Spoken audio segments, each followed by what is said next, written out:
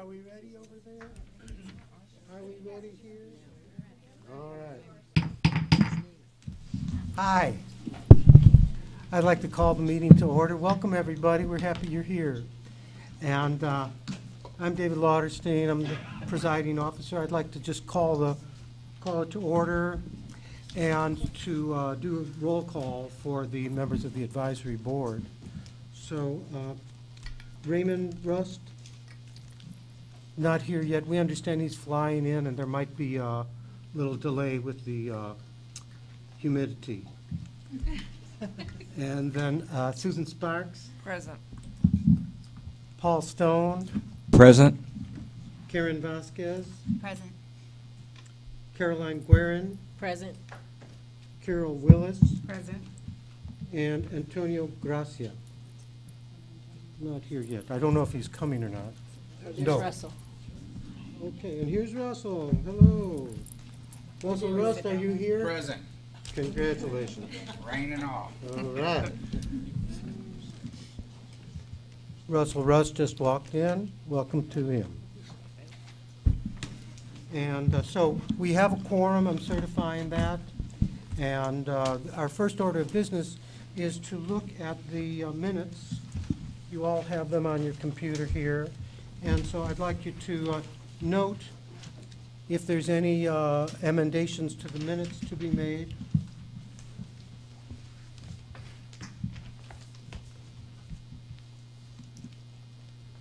These are the minutes from the last meeting, which was July 17th.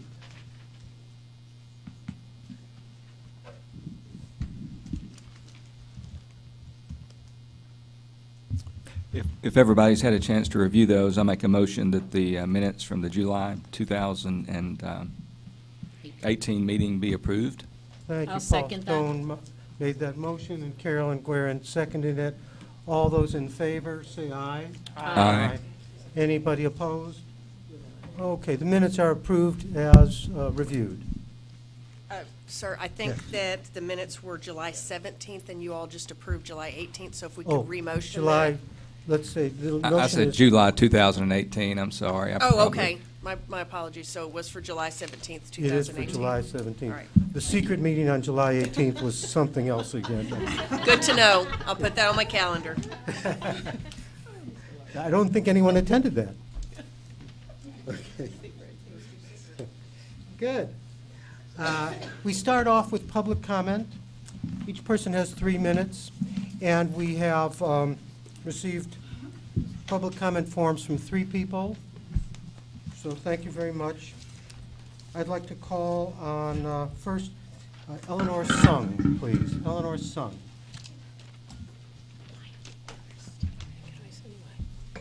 First but not last. Hello. Hi. Here to petition to have Rule 117.93 over advertising. Does actually says we need to exclude and we cannot use testimonials as part of our advertising. That does include reviews. And everybody looks at reviews nowadays. Everybody goes online and checks reviews. And I believe that reviews in 2018 actually will separate us from, as legitimate massage therapists, from non-legitimate massage therapists. And so I would actually like to be able to use those reviews and say, look at my reviews, see my reviews within my advertising. And so I'd like to see that to kind of go away. Yeah, I understand. Do you have any questions for Ms. Song, please? Any questions? As some of you may know, we don't necessarily enter into discussion, but the board members get to ask questions if there's clarifications needed. And we'll take that under advisement and see if it goes into the agenda of one of the work groups. Perfect. Thank you. Thank you very much. And I'd like to call Zulema Beltran.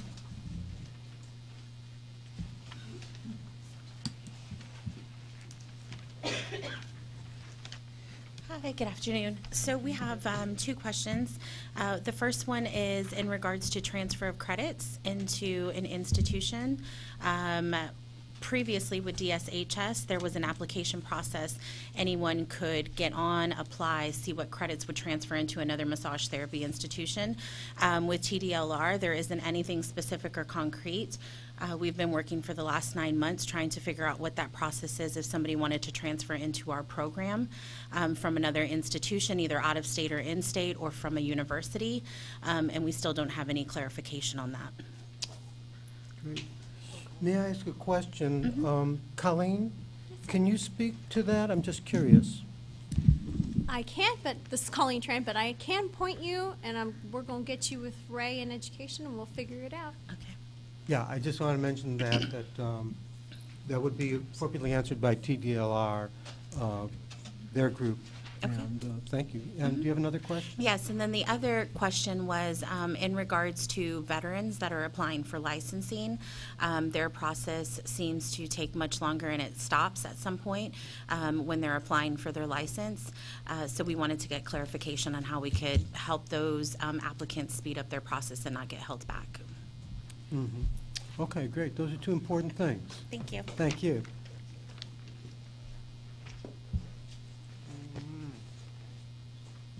And next we have Laura Embleton.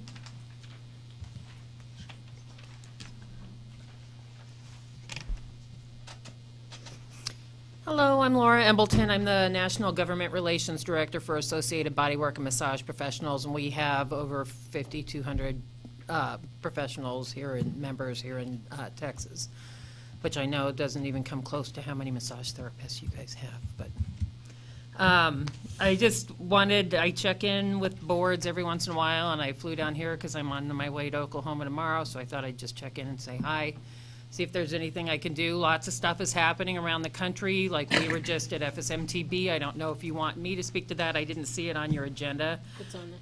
Oh, it is? Ray's Okay. gonna speak. So I'll let you take care of it then. And then wanted to let you know Oklahoma is looking at opening their statute, although they've tried the past 3 years to do it, to make some adjustments to it, because it was, there are just a couple little things that they're trying to tweak. But one of them is they thought their grandfathering was too short, so they're looking at opening up the grandfathering again. And I don't know how much, if that'll affect you all with your close geographic relationship, but that's kind of in the works, and that's why I'm going to Oklahoma to kind of talk about what that looks like for them tomorrow.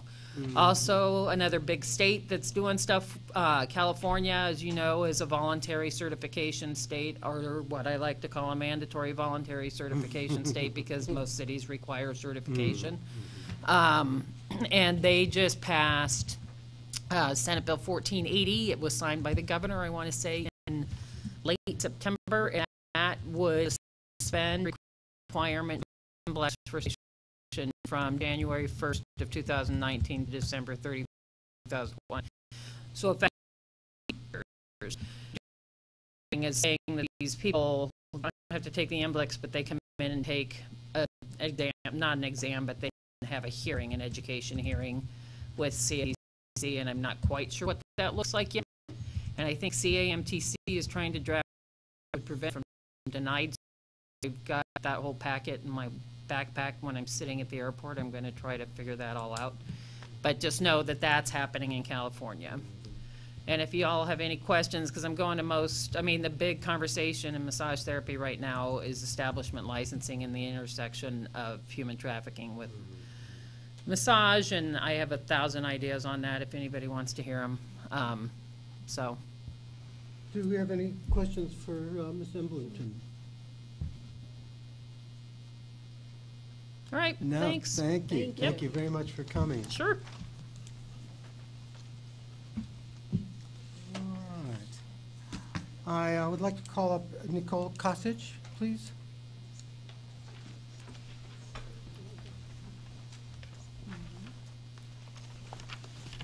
Hello.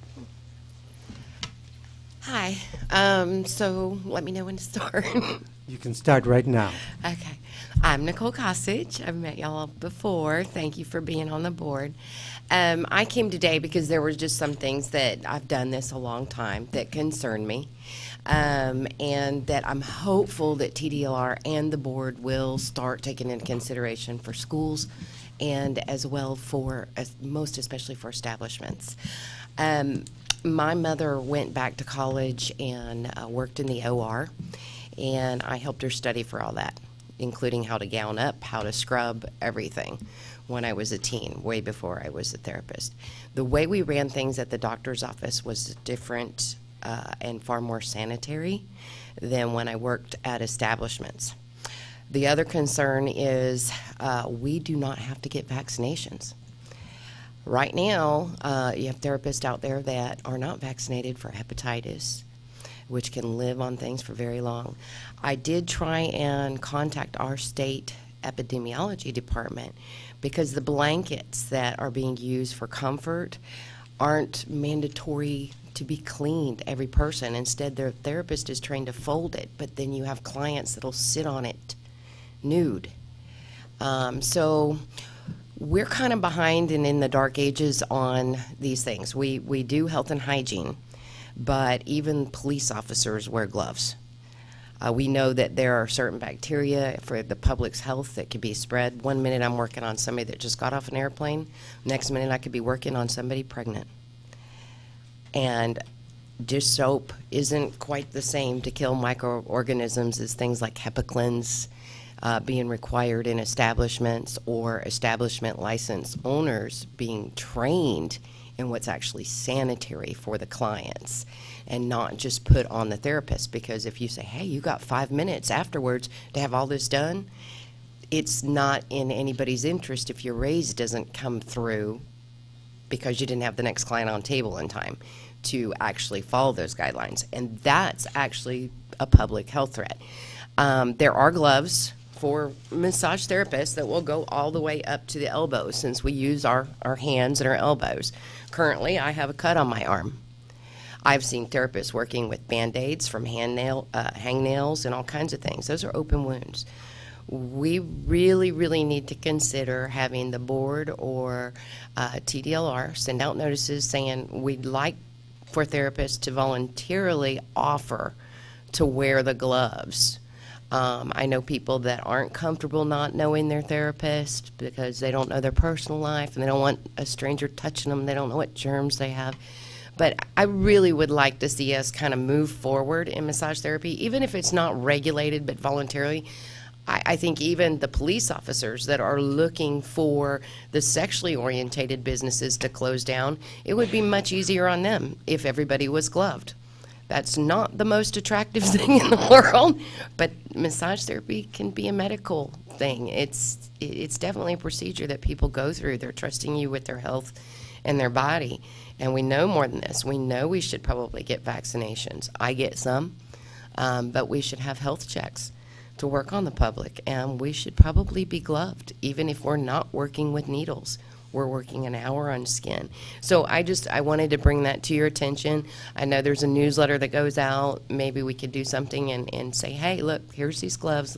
Let's offer this to our clients and to the public. And if anybody here knows how to reach the state epidemiologist to study how clean are the blankets, even when the therapists are folding the clean sheets over it, how clean is the chair? How clean is the floor? Are there fungus? There's bacteria. There's viruses. You know, how at risk is a pregnant mother if there's not a cover on the pillows required and the establishment doesn't provide it and the therapist goes to provide it so that it can be bleached and is told that's not approved. You can't have that. So sheets fall off of things like that. It's massage. There's certain risk involved, and I understand that. But I think we could probably all do better if we considered it, as well as help the police it when they need to. Thank you. You are at the 3-minute limit. Do you need a little bit more time, or No, was that it? I wanted to bring it to you all's attention. Yeah. I think it would help Right. advance the profession immensely. Can I ask, are there any questions? Please, go Are ahead. you saying that massage therapists should wear gloves when we massage Yes. all the time? Well, we would have to consider latex allergies for people that have those, but they offer latex-free. I have those, so I would have to personally I have them find in latex-free school. If gloves. somebody But comes in and the therapist wants to feels safer wearing gloves. Okay. yeah, well, Because Mom did surgery and I studied, she cleaned the tools, everything. I know that there's a lot more risk, even on the hand towels, for the public's health, not just the therapist. Now, maybe if somebody wants a massage without that, then they could pay a premium, but be required to have vaccination records given to the establishments and those provided to therapists and whatnot, because that's a health risk to everybody. Great. Are there any other questions or comments? Questions? All right, Nicole, thanks so much. Thank you. All right. Good. And let me call up Mark Gowenhauer.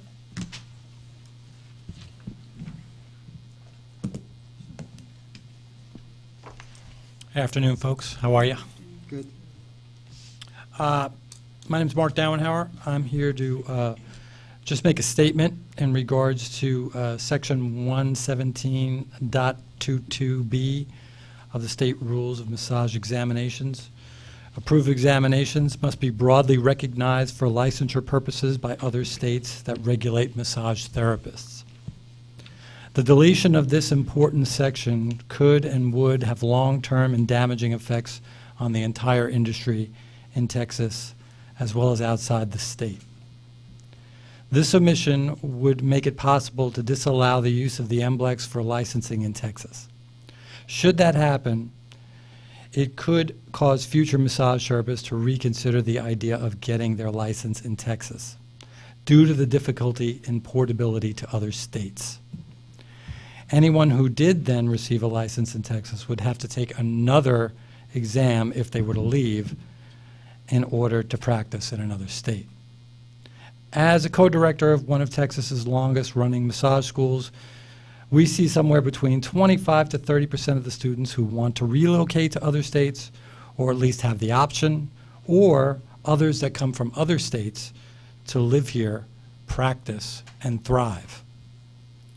All of the data as to the demographic of the folks entering into the field of massage therapy points to the millennial generation, who will be the majority of the workforce in America by 2025. This data also shows that this generation is transient by nature and more inclined to move from state to state. Creating a roadblock to this demographic will create a reason for them not to go into this field and ultimately send the industry backwards in this state. My colleagues and I therefore strongly urge that the language cited earlier remain in the rules and be recognized, so that if Texas should create another exam alongside the Emblex, which I'm not completely opposed to, the students who will become that workforce will have the option of getting their license by taking the Emblex, thus enhancing their ability to portability and work if they decide to do so. Most industries and the people that represent it want to grow its level of competencies. Yet I find that there are some in our great state that are happy or hell-bent on having it remain stagnant, or in some cases have it go backwards to even less requirements. This only lessens the value of the service and all it has to offer to the end user, the consumer. Thank you. Thank you, Mark. One comment, David. Yes. Speaking with the Federation State Board of Massage, they said they would continue to offer the exam to anyone. They're an independent company that's not regulated, so their test would be open regardless of what an individual state would require. Good. Any other questions for Mark? Thank you, folks. Okay, thank you. All right. Want to remind you all, whenever you come, you're free to fill out these public comment forms before the meeting and therefore speak. So thanks so much for speaking up. And I'd like to begin with the staff reports now. And that would be to start with a briefing from the licensing division. Welcome. Hello. Good afternoon, Chairman Lauderstein and board members. My name is Chloe Whelan, licensing manager. You have the statistics report in front of you. The only thing that I would like to update you on is that we have updated the online renewal for establishments to capture the owner's information to run the background checks. And that was completed in September, so anyone that has renewed prior to September, you'll receive a letter to request that information for the owners. And that's all I have at this moment. Do you have any questions? Rust, one question. I was not able to check the emails, but in the one that I sent, I need to have a criminal background check to own a school, to be a massage therapist, to own an establishment. So you're going to do 3 different criminal background checks on me because I hold. Yes, because it goes to each license type. Okay. Thank you. You're welcome. Any other questions? All right, short and sweet. Thank you so much. You're welcome. Okay. And from the Customer Service Division, please.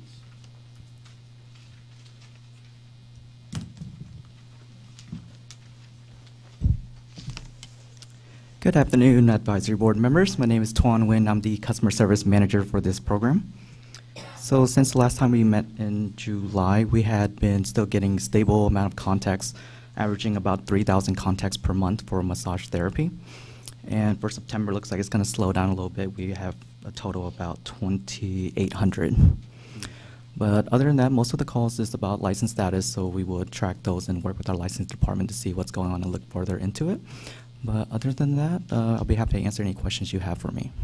Russ, one question. Yes. In my recent call to customer service, I waited on hold. That's just the way that goes. When somebody did answer the phone, they asked me what my question was. They said that they would get me a representative to answer that question. I'd already held for about 19 minutes on the first call. The second call, I was up to about 20 minutes and gave up. So I got a customer service person at that time, but they couldn't answer my question, had to send me to someone else, and I went back on that hold. Now, is that because it's Monday? And that's okay. I'm just asking because I know with my circumstance in business, there's certain days that overwhelm, and I was just curious on that.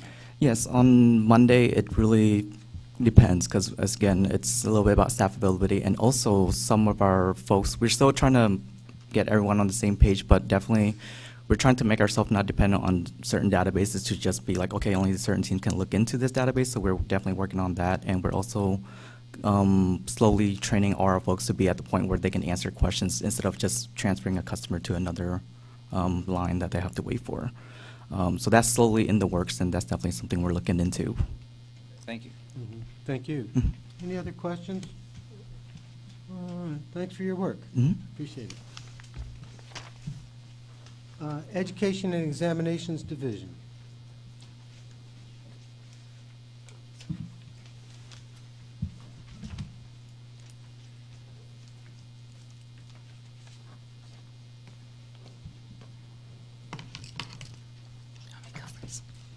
Good morning, Chairman and board members. My name is Lorraine Srofe, and I'm with the Education and Examination Division. You should have your report in front of you where we did provide you with the information regarding some new employees which were hired and the statistics for the jurisprudence. But I also have some information that was not provided on your report that I wanted to share with you. The agency has been in the process of doing our strategic planning, and there were several strategic initiatives that would impact the massage therapy industry that I wanted to share with you, especially those that would be most affected by our division in education. One of those is to amend Chapter 455 to require massage schools and establishments to post human trafficking information signs in those facilities. This will help prevent human trafficking, and we also have an initiative that we want to present that would reduce fraud in the massage therapy profession by amending the statute to require student permits for those students that are attending the massage schools. This would help align with our current successful practices that we're currently using with the barber schools and our cosmetology schools. This would enable us to have additional tools to detect fraudulent students and schools, making it possible to identify and track the progress of students that are currently enrolled in our schools. That is the conclusion of what I have to share with you, and I believe Ray has some information he wants to share. Thank you.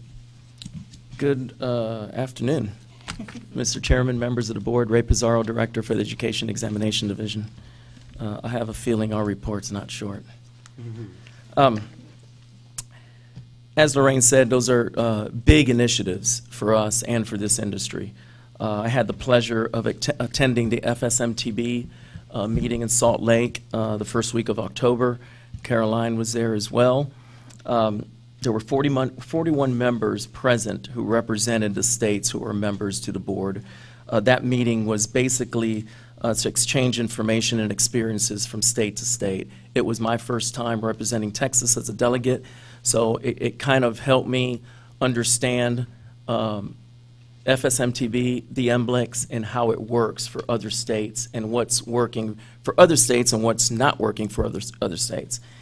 And in my opinion and conclusion, it seems to me that TDLR and the massage therapy world here in Texas we are doing an outstanding job on how we run the program and how the program is regulated in Texas. We are so far ahead from other states, yet we are so far behind. So we got a lot of work still to do. But I've found that many states do not regulate establishments. A lot of them don't regulate the students.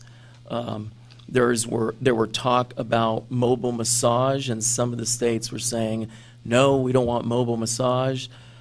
We currently do mobile salons for cosmetology and barber.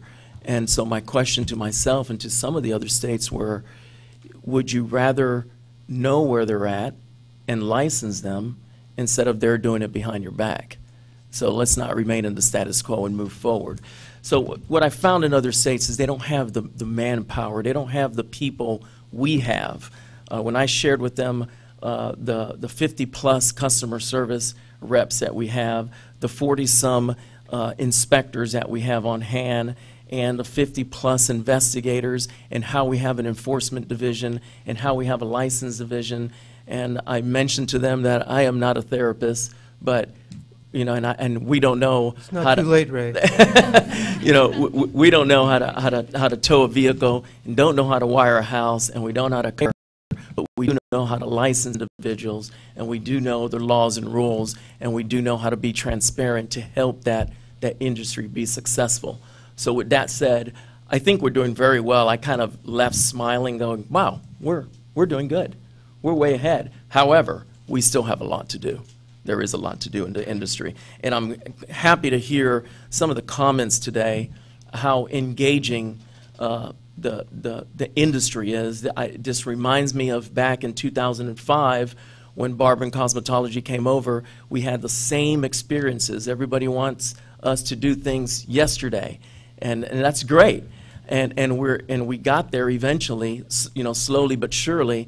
And if you ask the cosmetology and barber industry today, they're very pleased with a lot of the changes they have seen. It's taken some time. And 11, 12 years later, we are still making changes to those industries. So I see this is going to be a long road for us, but I think together we're going to make some really good changes, and I think we're going to be able to make us be the model agency and the model state on how massage therapy should be conducted from state to state. I think it was very well. And Caroline, I don't know if you have anything else about that on that meeting, but that's all I have for you right now, unless you have any questions. Russell Rust, I have one question. In looking at the student ID, speaking with other cosmetology and barbering schools, the only circumstance that I'm not quite understanding how that's going to work is our clinicals are done differently. It's based on an hour of massage given, not length of time that's spent on the floor.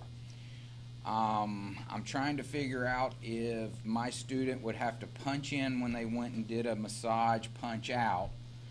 So I'm trying to get my head around, I can understand setting in that scenario, because I'm all for, you know, I've never mind transcript meals, and I do understand that circumstance. That has been an issue.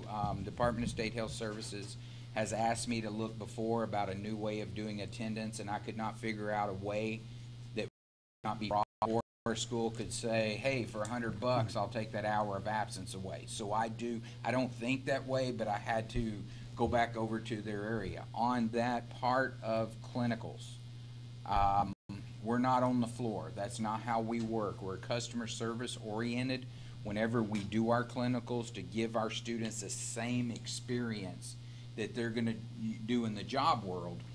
I'm just not understanding how that student ID. The other thing is, sometimes a student is only required 500 hours of education. They decide as an option to enter into a program that's longer than 5 hours. Well, in the student, or in, I understand, when they hit that 500 hours, they should be licensed. That's all and fine, but what if they have not paid me my tuition yet in order for me to release the transcripts for them to be? So there's some scenarios there that, you know, speaking with the cosmetology and barbering folks, I understand how that for the classroom setting, but I'm trying to get my head around the clinical aspect, the extended programs, how that would necessarily, and this may not be the time for y'all to answer that, but I have, those are considerations that y'all are already thinking about in that scenario. Let me just say, correct, I don't think this would be the place and time. However, through our education work group, this is definitely one of the topics on how and what and how we should do it. So that's going to be on the table. We have some ideas. Of course, we're going to share with the work group on what you guys think and how this should be done. Because you guys, the schools are going to want, they're the ones that are going to know. You're going to know how we should track them. But at the end of the day, we should be able to track the students from beginning to end and know which students are in what school and who's attending where. And I think just the general grand view of things is to see that. I could look at school A and they have enrolled 10 students, and I could look at school B and they have enrolled 15 students, and each one of them have clocked so many hours. So we can get there on how the logistics on getting those hours accounted for each student. But we'll work through that through the education work group. Yeah. Absolutely. Okay, great. Let me clarify for the attending folks that what the work groups are each has about 4 or so members of the board in it. There's education examination, there's the standard of care. So there's a variety of work groups, of which each group has about 4 members. Plus, we're led and given counsel by TDLR people, and that's kind of how we get to discuss some of these issues that get brought up. So I just wanted you to know what the work groups are. Thank you. Any other questions? Are the meetings for the... No. Oh, sorry. sorry. Mr. Lauderstein? Yeah, Mary Winston. Thank you. Yes, it is, of course, the chair's choice, but if there's additional public comment, if you do allow that, we'll need a public comment form, but we did pass that time of the agenda. So, and it may be something, I've chatted with him before, that we can just probably chat with after the meeting. Sure. Thank you very much, Mary. Okay, thanks a lot. Thank you. Appreciate Thank you, guys. All right. Let us hear now from the Enforcement Division, please.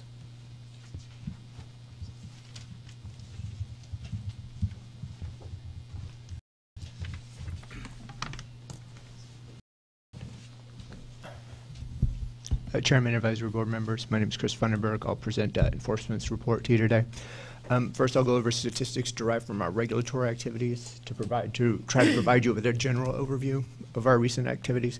Then I'll go over a few now closed cases, as I believe their path to resolution most clearly illustrate enforcement's goals in the massage therapy profession. Then I'll end with a few personnel updates. Before I discuss the stats, I think it might help to briefly explain what an enforcement case is. Cases are opened when violations of the laws and rules governing the massage therapy profession are alleged. The investigation or inspection report that's generated as a result is presented to prosecution, and it's resolved in one of 5 ways: dismissal for lack of evidence, dismissal with warning, negotiated settlement, default judgment, or litigation. To start, I'll turn to the statistics now. Excuse me.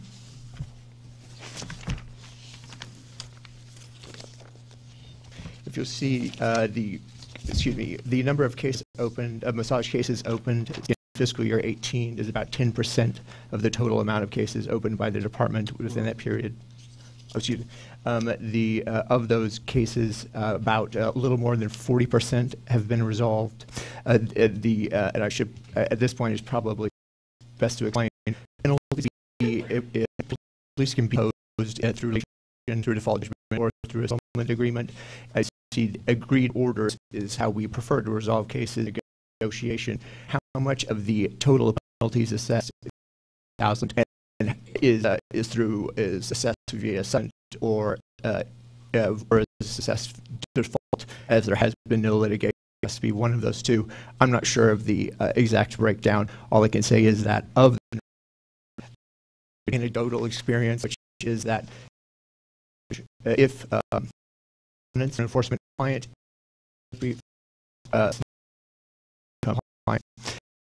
compliance is made a way in next section to case discussion of specific cases.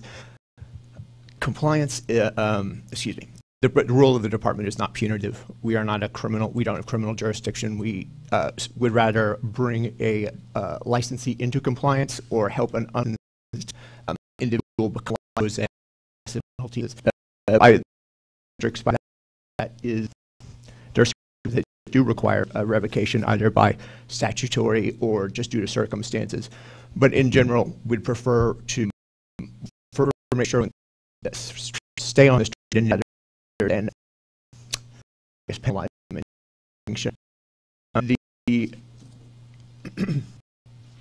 With that in mind, I'd like to go ahead and over the cases highlights. I'm not going to go into too much detail. You have the summaries in front of you. I've selected these cases because there's an aspect of them that I think deserves some highlighting. If you'll see in the first case, 6447, this case resulted from an unlicensed allegation was alleged against a respondent. It resulted from a criminal investigation, a sting operation. Oh, excuse me, I'm sorry, that's the later case. This case was generated by Houston Vice Division due to an allegation of sexual assault. The victim's statement contained enough information for us to proceed on an unlicensed violation against the establishment. We did not have enough, because of evidentiary restrictions, did not have enough evidence to proceed on the sexual assault violation, but we were able to sew this up. The second of the two cases is one difficult in licensed establishments is that if they're not doing anything, when we show up, we can't really do a whole lot. If they're just people standing around, we can't exactly say, well, you're performing massage therapy if they're not doing anything. But if we do show up and they're just standing around, but they have a failure to maintain documentation and they're still presenting themselves to be a massage establishment, we tend to go after them for that. And that's what the second case demonstrates, that even if we don't have the option to pursue unlicensed activity, we do find alternative ways if necessary. The third case is just kind of demonstrates that cosmetology esthetician salon was advertising itself to be a licensed establishment. These two entities may be able to exist at some time in the future with a single license, but not at this time. And so we will go ahead and pursue those allegations as well. The fourth case is just illustrates that in some instances the department has no discretion to not proceed with not revoking a license. In this case, the individual is convicted of second-degree felony, but upon his release from prison, he will be able to apply for a new license after it was revoked. This is in contrast to several other types of convictions, which are a lifetime revocation. And the last of the cases is demonstration of a default judgment that this was a business entity that was illegitimate, and the vice squad from Houston that provided the information that we needed to proceed. We proceeded against the establishment and the individual found on the scene at the time.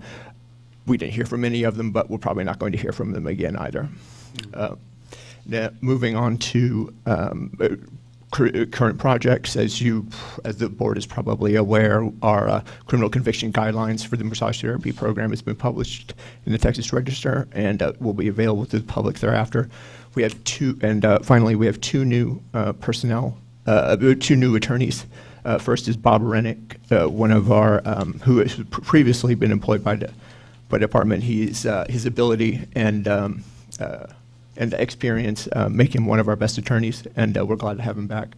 And Rebecca Burkholder is attorney 3. She'll be dealing with the unlicensed massage inspection cases. Her intellect and her legal proficiency makes her an asset to the department and us to this board.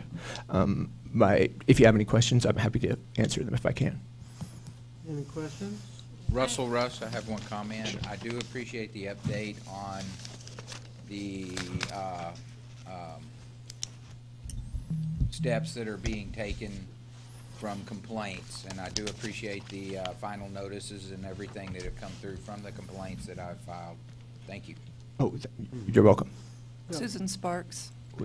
My question is, when you do get a case, is it as it comes in, is that how you deal with it, or you deal with cases that are more pertinent at the time, or how do you deal with that? Oh, you mean like a first come, first serve versus like a triage? Yeah, exactly.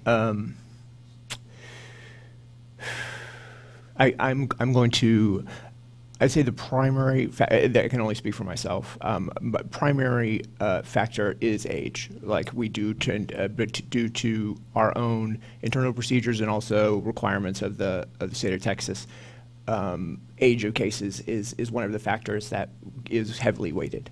However, that's not to say it controls. Searches are going to necessitate sometimes new cases being bumped to the top of the list. I can't go into details, but there is definitely one of those now that has just arrived and requires immediate action. I gotcha. Do you know how long the oldest case is that's sitting around? I want to. Let me not guess and get that exact answer back for you. Are you looking for an average age generally, or? Yeah, I know you guys are moving forward, and you've gotten 40% of the cases, and I'm really glad that you have the 2 new attorneys added on. I think that's a huge asset, especially the one that's dealing with unlicensed. And I did have a complaint back in February, and I still haven't heard anything about it. And it was a blatant case of somebody practicing that did not have a license. So, you know, part of me is like, do each single case have to come in front of a judge, or something that is as blatant as, here's a person does not have a license, boom, she could get hit with a penalty. And part of your discussion, I think perhaps we should reserve for afterwards. I'd like to talk with you about that specific case. You're talking about a judge rendering a decision. Typically, all of the negotiations that I've been discussing occur prior to SOA, the State Office of Administrative Hearings, jurisdiction attaching, and that's when like a court examiner, or excuse me, hearing examiner, a judge, would be the one who is rendering a decision. At this stage, we're essentially putting respondents on notice, hey, we have a violation, we want you to do something about it, either pay us a penalty, et cetera. But all of this is occurring outside of a judicial framework. So it's probably the easiest way to resolve your complaint, abstractly, would be for a default judgment to proceed. Then we have something in writing that says, you are at fault. But if litigation becomes involved, it goes from 60 days to 120 easily. Thank you very much. I had one. I'm Paul Stone. I had one question, more out of just curiosity. The administrative penalties, the financial penalties that you collect, where does that money go to? Not us. To the general fund, if I. Carla James, TDLR. All of our fine monies, like most regulatory entities, go directly into the general fund for the state. Just overall state general. Yeah, we don't Not even retain any TDL, of those. Not even TDLR. No, sir. I'm sure it's an effort to try to keep agencies from charging penalties to gain money. And we certainly wouldn't do that anyway, but there is that safeguard to ensure it goes straight into the big checkbook. Right. Thank you. Great. Any other questions? All right, thank you, board members, and thank you very much. Thank you. Right. Field inspection staff report.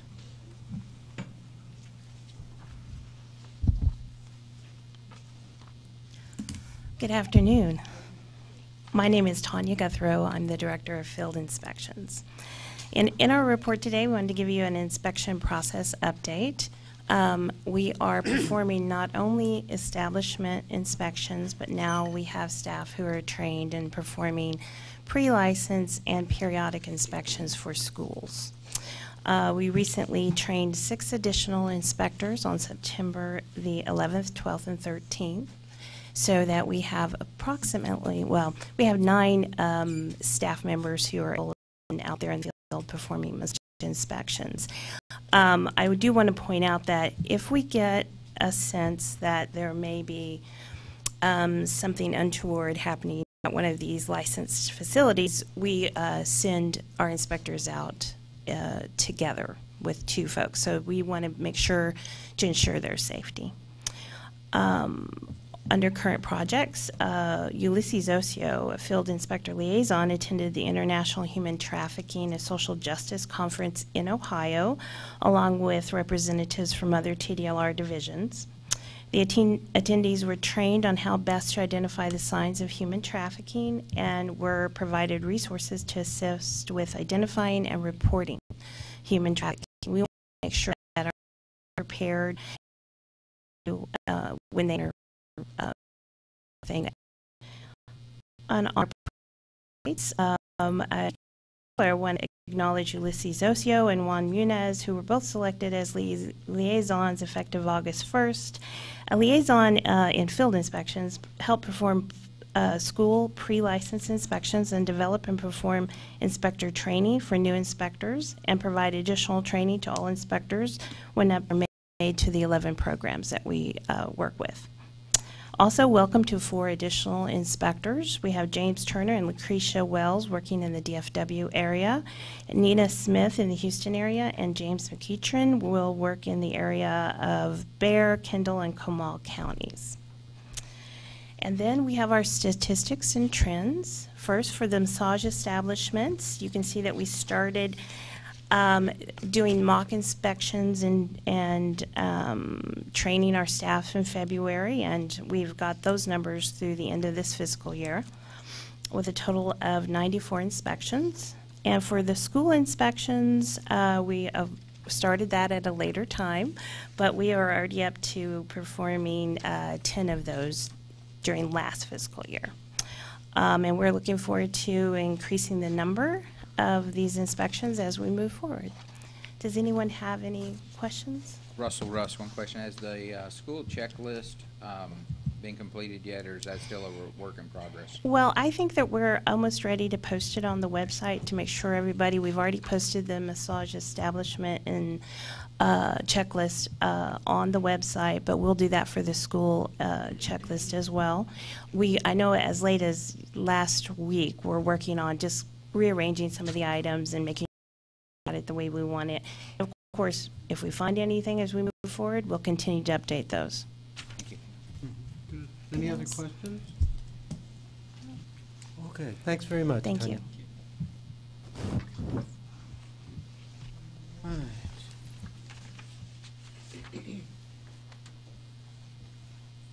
So let's hear from the Regulatory Program Management Division.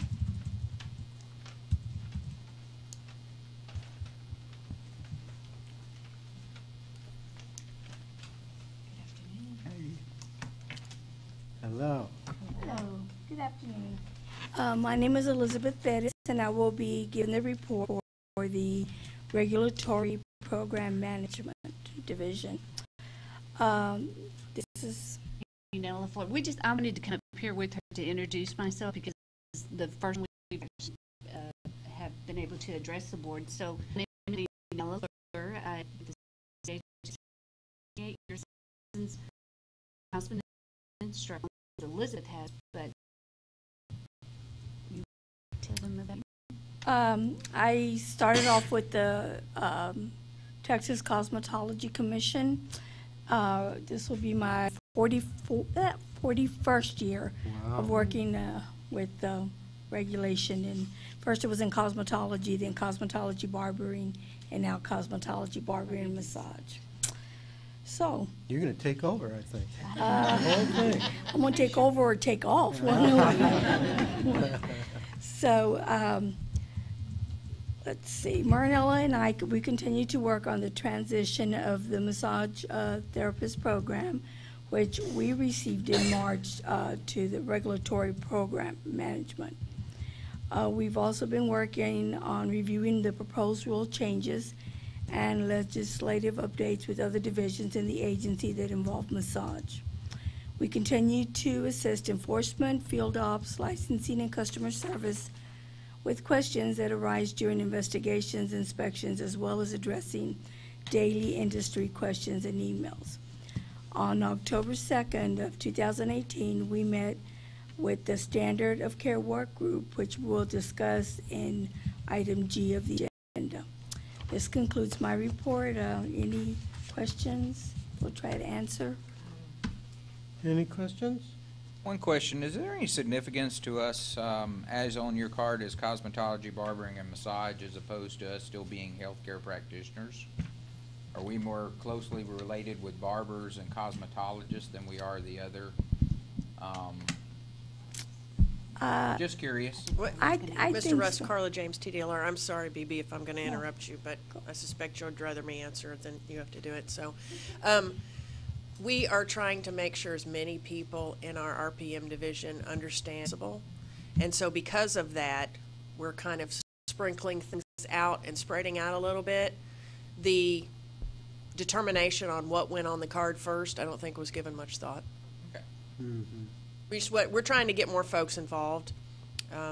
We received 13 programs at once, and that was kind of a bit like drinking from a fire hose. So now that the hose is down to a moderate level, we're trying to share the water. Thank you. All right. Very good. Any other questions? All right. Okay, Thank you very much.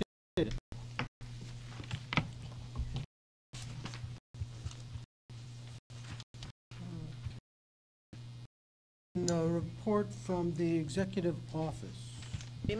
Me again. Okay. Carla James, TDLR. Just a couple things to tell y'all. That's an official Texas term, y'all. So you already know about our strategic planning process. We've updated you on that since we completed that. But what we haven't talked about is our legislative appropriations request. And similar to the strategic planning process, each state agency is required to go through a legislative request process every 2 years. We provided that to the oversight committees in August, and this will be what they begin talking to us about during the 86th session starting in January. So as part of our request, we actually asked for some additional funding and positions. And a lot of agencies do that. We have to sit down and determine really what is the most important things that we can ask for, because those of us who have been in state government a long time are well aware that you can ask for a lot and get nothing, so you better ask for what you need straight up and put your top items on the top, because that's what's going to catch the most vision. So for us, a lot of discussion going on with the strategic planning process, and came to the determination that we need a licensing system. We are currently working on systems, so what you see on the DLR and what you see on Texas.gov, behind that's 9 separate systems that do not play well together or at all. So we have requested to build a new system which will install all of that data, and that that's something you'll see us asking for and answering a lot of questions about during session. The second thing that we have requested is a human trafficking team. As you're painfully aware, there's a lot of that going on in Texas. A lot of your industry sees the news articles and all of the television, and this is a big, big deal for the governor's office and the Office of Attorney General.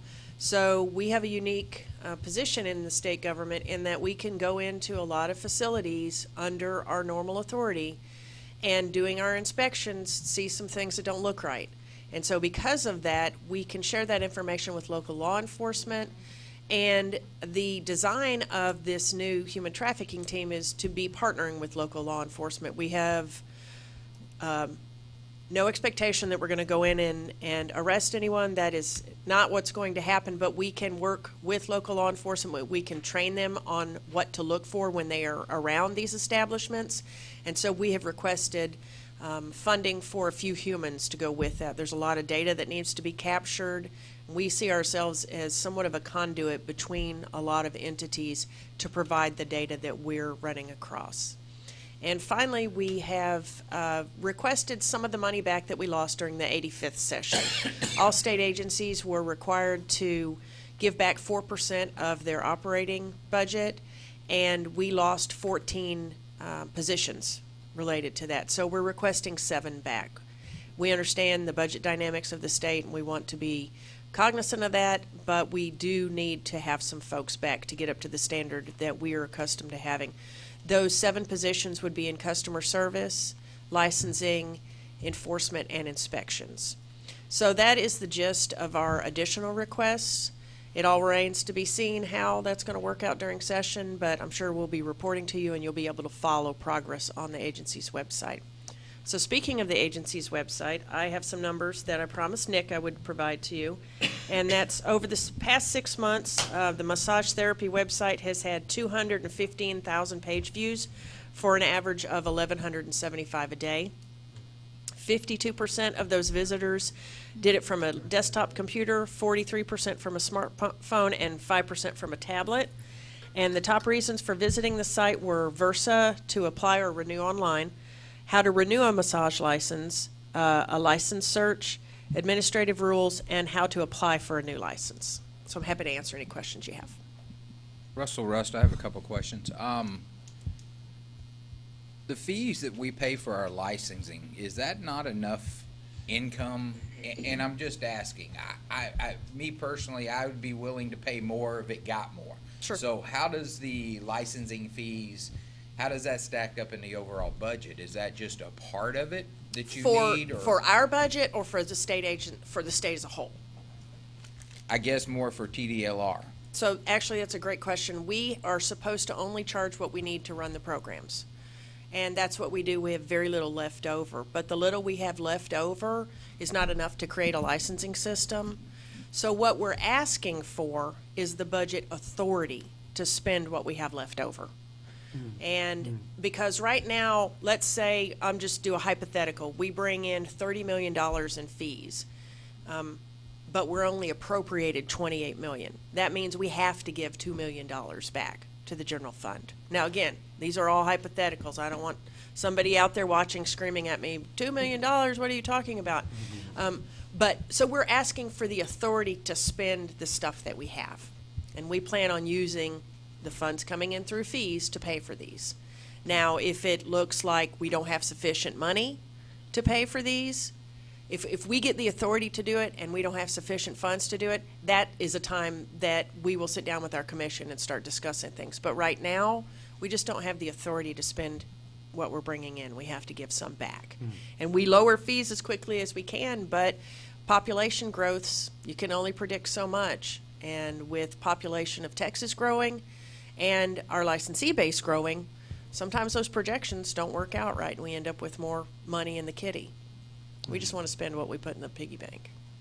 Does that help? Yes. And then one thing more on the website, I try to at least, I don't know, once a month put on social media. If you have a question, go to the source, go to TDLR. Is there anything else that can maybe put on the page that says, quit asking your friend, ask us. I mean, because I see so much misinformation, and then I get called on to answer questions that at this stage, Sure. I'm not going to put myself out there and answer it, even though I know the answer. And you're I'm wise just not to do gonna that, it. yes. But they're still, and understand where we came from, and no offense, people stopped using that source because they wasn't getting what they need. Sure. Now, to get that word out, like I said, the only thing I could come up with is quit asking your friend, ask us. I mean, just anything cute or something to get it that you are here for the industry, to answer those questions, for them to be, not hearsay from someone else, because the hearsay is not accurate. I'm going to tell my husband you said that, because he's always saying they said, and I keep asking him who they are, Absolutely. and I don't get an answer. I am sure that we can find some creative ways to do that. We've got some really creative folks on staff. I'm betting they're listening to me right now, and I don't have to say names, but do y'all ever send out a OSC folks constant listen. contact or a informational We send thing out like emails that? a lot. We also have a newsletter that we send out. I'm not sure if the massage therapy is included in that, but we have email distribution lists that we can use. And so, again, Office of Strategic Communication, if you're listening. I'm not trying to put any other burden.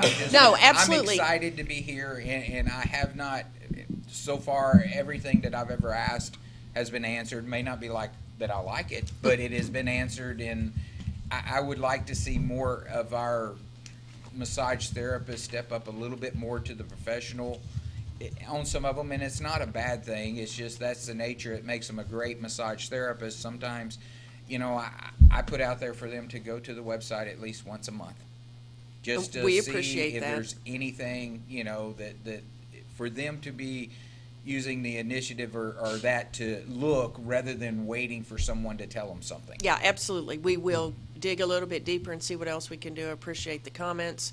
Like I said, we've got some very creative folks on staff. I'm not one of them, so let me be real honest about that. But I'm certain that we have some tools that we can use to get the word out. And Mary Winston, TLR, and Carla was so kind not to mention a name, but she knows I'm going to mention her name. Our new public information officer is Ms. Tila Monge, and as you are talking, she's nodding. I look around, she's looking right at me. She's great. She's doing some new things. We retired our last one, or she just decided to up and leave us. And we miss her. And we started this new chapter, and Tila has jumped in with both feet. She does think we're doing new things. And Mr. Russ, and for the whole board, thank you for making us aware of the different things. That's what you're here for your industry. You're speaking for your industry, even if you're scolding them a little bit. We are going to reach out, and if you have some ideas, Tila's here. You can talk to her definitely afterwards. But we'll be brainstorming in the Office of Strategic Communication by, we don't know if we'll use that. What was that motto? Don't listen to your friends. 55 last week, so I've got the Let it excuse fly. now. Yeah, so. I'm with you. So, but something along that, just to get that attention. We don't know if it's going to be blinking lights or There's something I understand. It's called Twitter. I'm not sure what that is, but Tila knows what it is. We will work on that, definitely. Yeah. All right, thank you. Thank you for the comments. Any Well, other questions? thank you very much. I have a question. A Karen Vasquez, I noticed on the website that you can renew and get your license that way, but there was nothing on there for massage therapy to get a duplicate license. Do I have a licensing person that might be able to address that? Duplicate licenses for massage online?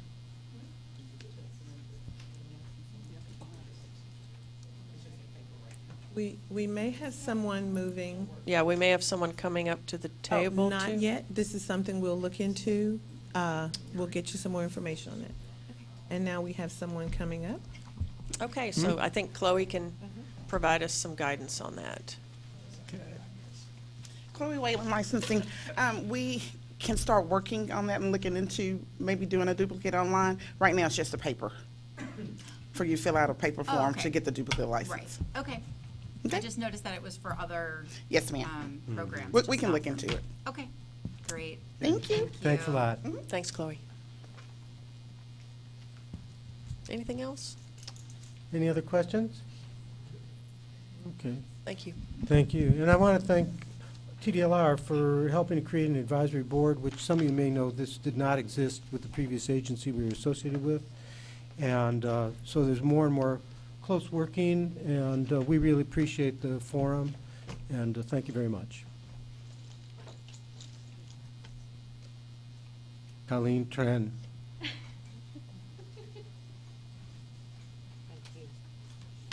Thank you. Thank you. And while she's completing that, Carla James, TDLR, I have word that we have around 10,600 subscribers to our distribution list for massage therapy.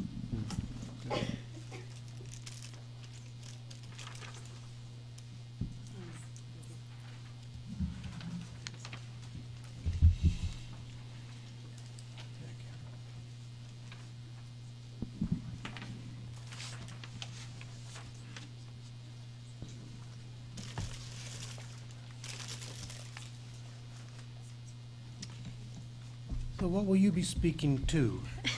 Good afternoon, advisory board members. My name is Colleen Tran, Assistant General Counsel for the Massage Therapy Program. And I will be handling agenda item F today. As you remember, at our last meeting in July, the Executive Office laid out our TDLR strategic initiatives, which has been discussed some. We wanted to take this time to discuss all of the strategic initiatives for this program with the advisory board, get your input and discussion, concerns, suggestions on all of them. So I'll be going through them one by one with the group. And you have two handouts, and the first handout just has all of the strategic initiatives specific to massage. They come from our strategic plan. I've just pulled them out specifically so you don't have to search back and forth. And the second document is specific to one in particular. So I'm going to start on the page that starts with massage therapy, prevent human trafficking and reduce fraud in massage therapy professions. The first strategic initiative is to require or allow the department to conduct fingerprint background checks for new and existing therapists. This, we are already doing that. I'm just matching our current process and putting it in statute just for clarity purposes. This would go in section, current section 455.1525, which already exists. The next two, education and examination, have already covered, but I just wanted to let you know and just reiterate what they are. It's the posting of human trafficking awareness signs. This is an initiative that was passed last session specifically for cosmetology facilities, both salons and schools. They were for posting human trafficking information. So that it would go in subchapter E, most likely. Requirements for license holders and for the establishments and schools to post those signs. The next one would be for standardizing school reporting hours, exam eligibility, and student permits. Those would probably be section .158 and .203 in the current rules. That would be the currently there is an exemption for licensing requirements. This would be changing that to providing for a permit, as Ray has laid out, and for .203, which are the massage school and instructor requirements. That last one, where was that? I wasn't quite clear what you were referring to. If I'm on the first page for the prevent human trafficking, third box down, I'm just letting you know what sections are affected by that for student reporting and for school requirements. And those were the two that Ray had discussed earlier. Okay. I'm going to skip this last one because it's going to be a bit of a larger discussion. I'm going to go on to the back. So currently, Section 152 requires that a 5-year sit-out period for a violation of the massage therapy statute. As Chris Funderburg said earlier, our job is for bringing into compliance and we're not to be punitive. So for somebody who may have made a mistake, we want them to become compliant, and we don't want to penalize them and have them sit out for 5 years when it's something that they could correct. So that would be removing that 5-year sit-out period. In section 455251B1, this is revocation for individuals and instructors who are convicted of, say, human trafficking, making sure that that is an automatic revocation. If they are convicted of human trafficking, then it is automatically revoked, as opposed to going through the process. And that's just for clarity. I think that's how it's currently written now. We just want to clarify that. And then the streamlined enforcement processes across TLR programs. We had our enforcement division really go through Chapter 455. And there are a couple things that the enforcement division would like to bring some clarity to and streamline. For example, in one of the sections it says, you know, if you could be in violation if you obtain a license by fraud. We're adding that as attain a license or attempting to obtain a license. So giving them more leeways for people who are trying to be fraudulent when they are trying to attempt to obtain a license, and not necessarily only those who obtained it by fraud, people who are trying to do it. And another example of a streamlined provision would be, currently the statute says that you are completely ineligible for a license if you're convicted of a 20A violation, which is human trafficking, but 20A is specific to Texas. So for those who are outside of the state of Texas who potentially can be convicted of a human trafficking offense, that provision wouldn't apply because it's not our penal code that is referenced. So taking that out to just be more clear that it's a human trafficking, promotion of prostitution, those kind of broader things that the enforcement is not tied to a specific Texas penal code. So those are those streamlines. The last one is, it has also been hinted to in the strategic initiative, which is the creation of combination licenses for establishments that need to or would like to hold both a cosmetology, do the nails and the hair, and provide massage. And so that would allow or provide for an avenue for us to issue one license for an establishment that would like to be cosmetology and massage, and streamline your inspection cycle as well. So instead of being on a cosmetology salon inspection cycle, also being on a massage establishment inspection cycle, you would be on one. One question to the last one, if I may. Sure. So are cosmetology license, barber license the same license as massage therapist, listing all previous employees and all the same ramifications that a massage establishment has to do in order to have that license? The licensee who wishes to carry them would have to meet the individual requirements for each of their license types. Okay. Yes, sir. Question. In the third one, noted that the standardized school reporting of hours determine examination eligibility, where it says that the benefit would be that it would basically mirror what's being done in barbering and cosmetology programs. Since I'm not familiar, and probably none of us are, precisely with what we would be mirroring, the question would be... the question would be to Ray Pizarro. Yes. Director of... And Mr. Lauderstein, Mary Winston, as our Director of E&E comes forth, when we are talking about mirroring, and I know that we have mentioned barbering and cosmetology along with massage here, not the same thing. However, these are programs that have students in schools. Not picking on tow truck drivers, love our tow industry. There's no tow truck driving school. You see, so we can't say, and I mean, that may be more disconcerting to you. I don't know if we had lumped you with tow truck drivers. There's way too many tow trucks out there. We've got to do something about that. So some of them agree with you. So we have to find likeness between the programs.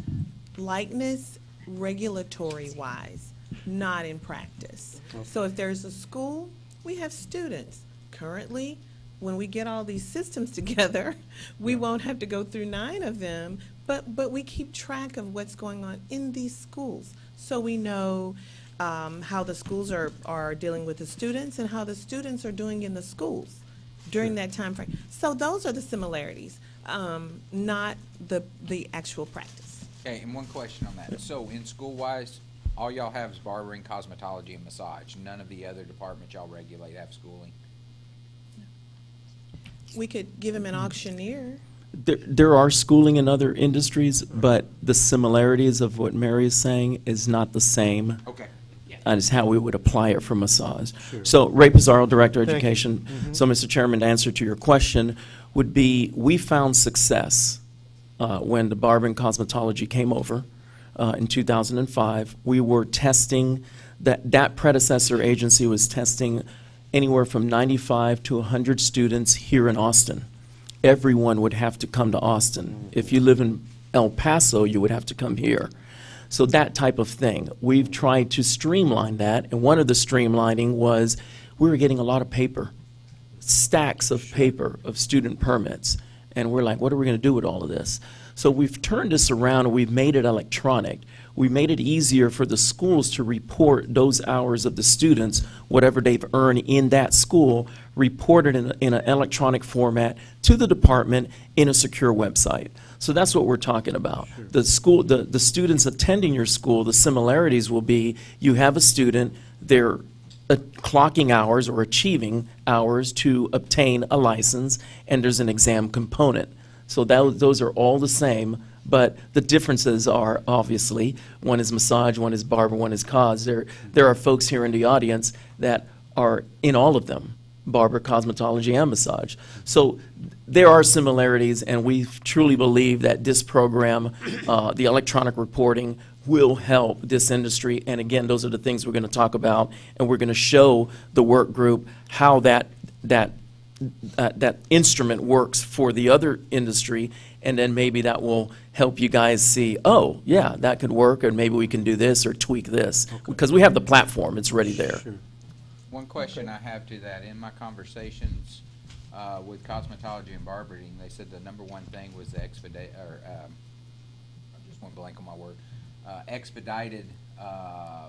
licensing and getting their students to work quicker.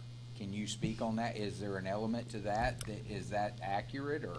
Well, they said there was no validation. There was no waiting period for validation since y'all already had the information in. The way the law is written, you have to have a lot. You have to fulfill all the requirements before the department can issue you a license in hand.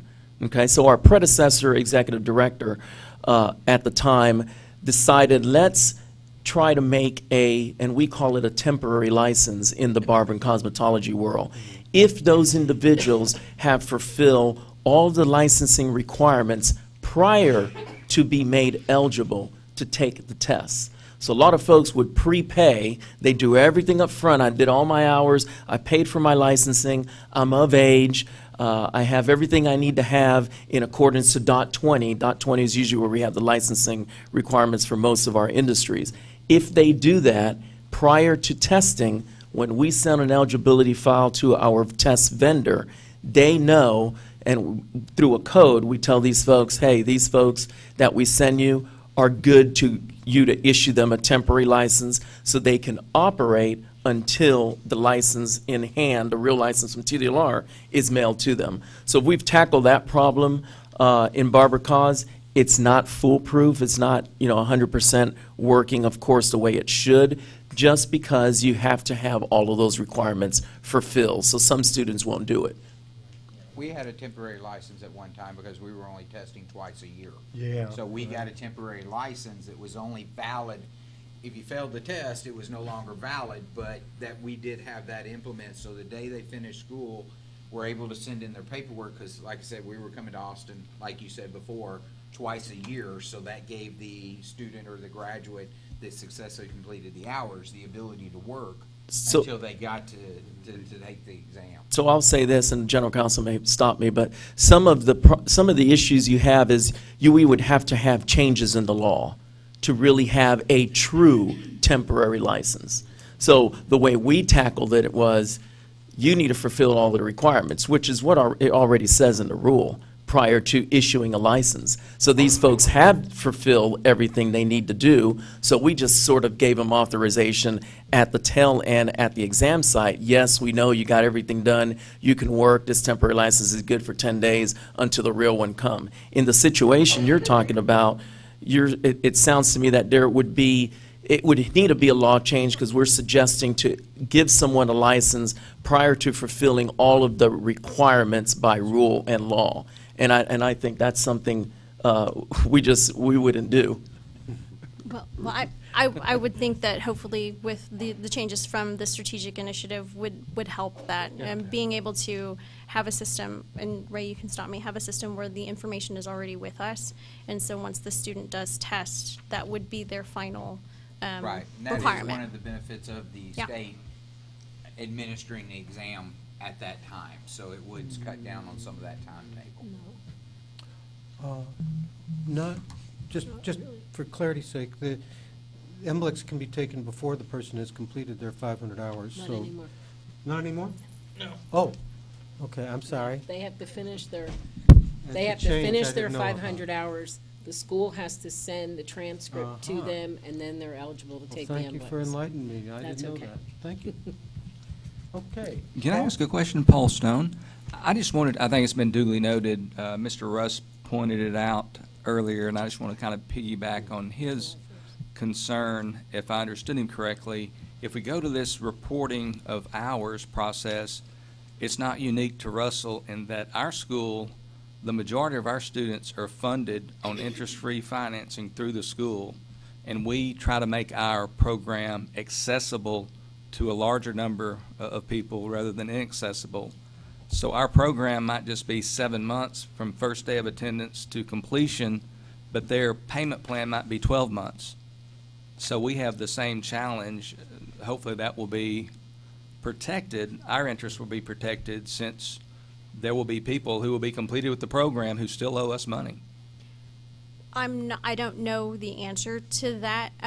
My only offer is a Brian Francis-ism, which is everything will be the same until it needs to be different. So those are things that seems to be unique, and your work group, as you work through them, will need to take into account those type of differences for your industry, for how your schools work, and get our systems to meet that while still doing what it needs to do. And one of the things that I heard in the work group, especially from Ray at the time, was we need to know how your schools really work in order to be able to progress. So he's not knowing how we're working, and I did take that from him. We need to know truly what you do for us to implement or us to make changes. So I do appreciate that.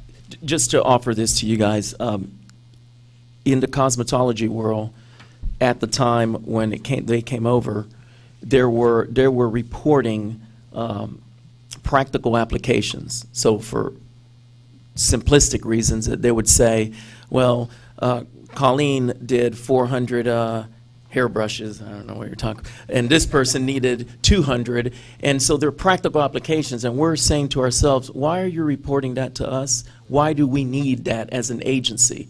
You're the school, you're the instructor, you know what's right, don't report that to us, but you can still have it on hand so that you know who's fulfilling the curriculum and who's doing better and who needs more help in what part of the curriculum. So some of those things may happen in your industry that we may come to an agreement that, well, you don't need to tell us, but you do need to tell us when that student has completed the required 500 hours. And where do we draw that line? Well, we'll work that out. Okay. Anything else? Any questions? Well, thanks for that clarification. That's very helpful. I'm not leaving. I was just I had some more comments to make. You're But right. I didn't think you were nearly finished. No, though. not at all. But before I get to that last strategic initiative, do we have any other comments? I know there were a lot, and for E&E, are there any other comments, suggestions? Is that going to be is it going to be an extended conversation? The E&E version? For the for the next section you're going to start. The definition? Yes. Yes. That's why I'm saving it. May we ask for a break, Mr. Chair? Yes, and the air to be turned up. It's so hot. That's up to you, Chairman. I think a 10-minute break. We'll just break for 10 minutes. Let's come back actually at 2:35, please. Thank you.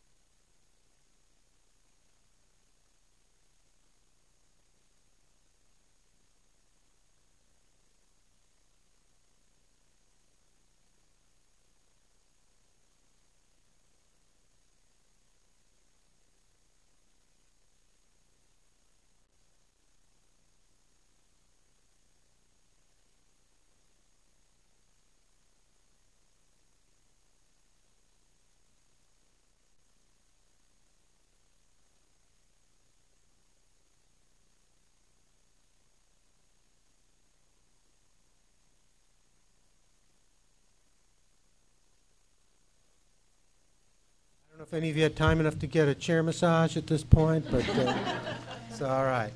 All right. So I'd like to have Colleen proceed. Thank you. Colleen Tran, Assistant General Counsel. We're still on agenda item F, which is the overview and discussion of the 86 legislative strategic initiatives. We've gone through all of them, and I believe we've had discussion on all but one. Just want to make sure that there are any additional suggestions, concerns, or anything on the other ones that we've discussed. Good?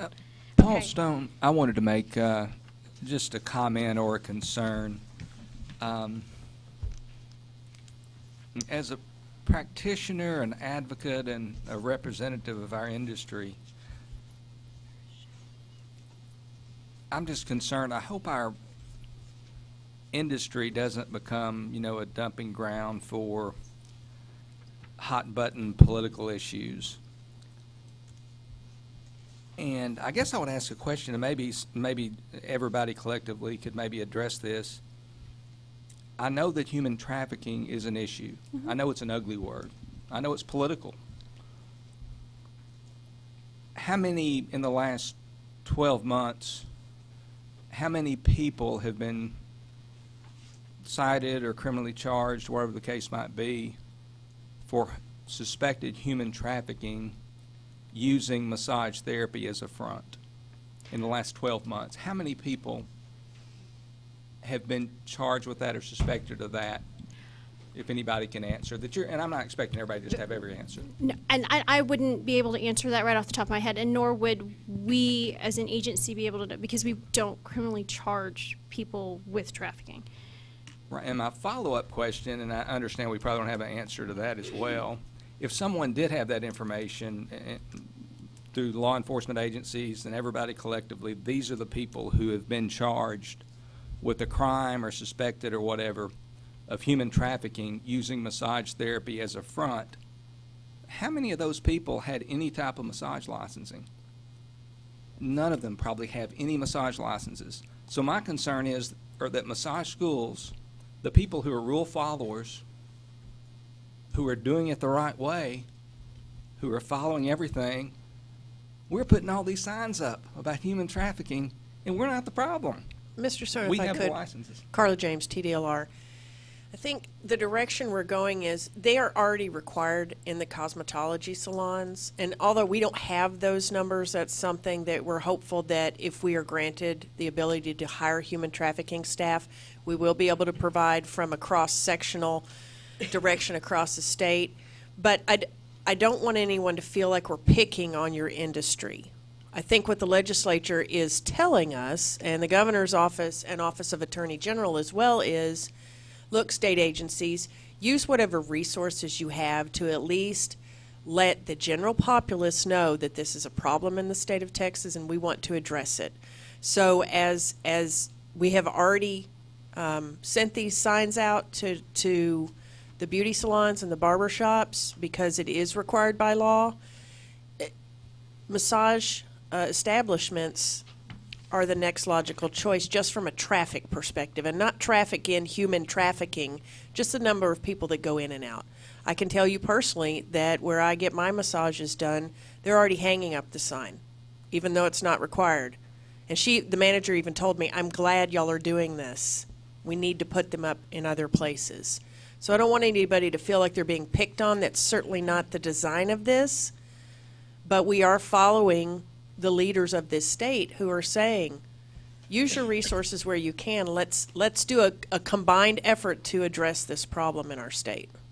Right, and I understand. I'm not saying we're necessarily being picked on. I just think maybe we're looking in the wrong area. Some of us, and I don't know which legislative session it was probably 6 years ago or so, there was a state rep in the Dallas area whose district has a real significant prostitution problem around Love Field Airport, and he was really trying to infiltrate our code with a bunch of language and a bunch of unnecessary stuff. And I hate to say it, but it was political grandstanding. And I just hope we, and I know you're not even if it's law, obviously legislators pass laws and we follow them. And we'll gladly follow whatever rules that we have to or laws that we have to as far as signage posting, but hopefully everybody kind of understands, especially those in the industry, what I'm saying, that the people with the licenses who are massage establishments, who are massage therapists, who have massage schools, we're not going to be the people who are human traffickers. We can put signs up or whatever, but Sure, you're not I don't you're not disagree gonna with you find at it. all. I You're don't not gonna disagree find with that you at they're all. The places where it's taking place, there's not going to be any signs. And that's where we can go in and say, hey, your sign's not hanging, and that looks interesting. That looks odd. Why are there clothes hanging in the back? Looks like someone's living there. Things of that nature. And I do have one quick comment on that, and this is a society thing that's going on at this time. There's more people reporting things, I want to say discriminatory, because this certain person was in this neighborhood and they called the police. What stops a customer, even though we're not, and them calling that 1-800 number and saying that they suspect it in our business? What's stopping them now? Well, we didn't publish the phone number right in front of them. I'm gonna jump And in a little bit too. I'm just No, I both understand ways. completely. Mary Winston, the number does not lead to the police coming out to your business. I can understand, like you said, both ways, but it is just an awareness. I've seen the sign in many salons. I've seen the sign, which many salons that's going to be cosmetology. I've seen them in the barber shops. I apparently don't frequently get massages like other people, so She has kids. I probably need one. But I've seen the signs, and it's a big thing. It's a little thing, but it's a big thing. It's an awareness thing. No one's going in guns a-blazing, but it's an awareness. So if someone takes an extra look at the facility, you're good. They may take an extra look at another facility. They may not be good. We try to do the most unobtrusive thing we could with a sign. May I just say that because there has been, in some of the public's eye, an association of massage and prostitution, that a lot of massage therapists are very, very sensitive to being associated Absolutely. with that. And of course, the publicity we get for every one person who does something inappropriate, there are thousands who are I doing agree. wonderful things out there, and the person who's going to get the publicity is the one person who messed around and was inappropriate. And I don't know how we can generate, in general, I think maybe, not through TDLR necessarily, but respect for the many, many healing, wonderful things that massage therapists are doing, rather than the headlines for that one awful person who does something horrible. And that's an ongoing struggle that I think we all face in the field, and I just want to acknowledge that. Because human trafficking is not just sex trafficking. Right. There's labor trafficking. There are so many other ways. And we had another licensee body that just happened to have, that was labor trafficking. It was totally unrelated to massage. So I understand the sensitivity, I really do. But if we see the signs, when I see the signs, I really feel like we're all in this together. You know what I mean? I personally have no problem with it, just by the way. And I'm going to make one comment on David, and y'all wonder why we ask why y'all do nothing about unlicensed massage therapy places, because each article that's published about the human trafficking or something, it was operating in an unlicensed massage place. Unfortunately, there is no such thing as an unlicensed massage place. There is either licensed or they're not. But in the publications, the news articles, the reports, it always comes back to an unlicensed massage place. And that's what we feel the sting.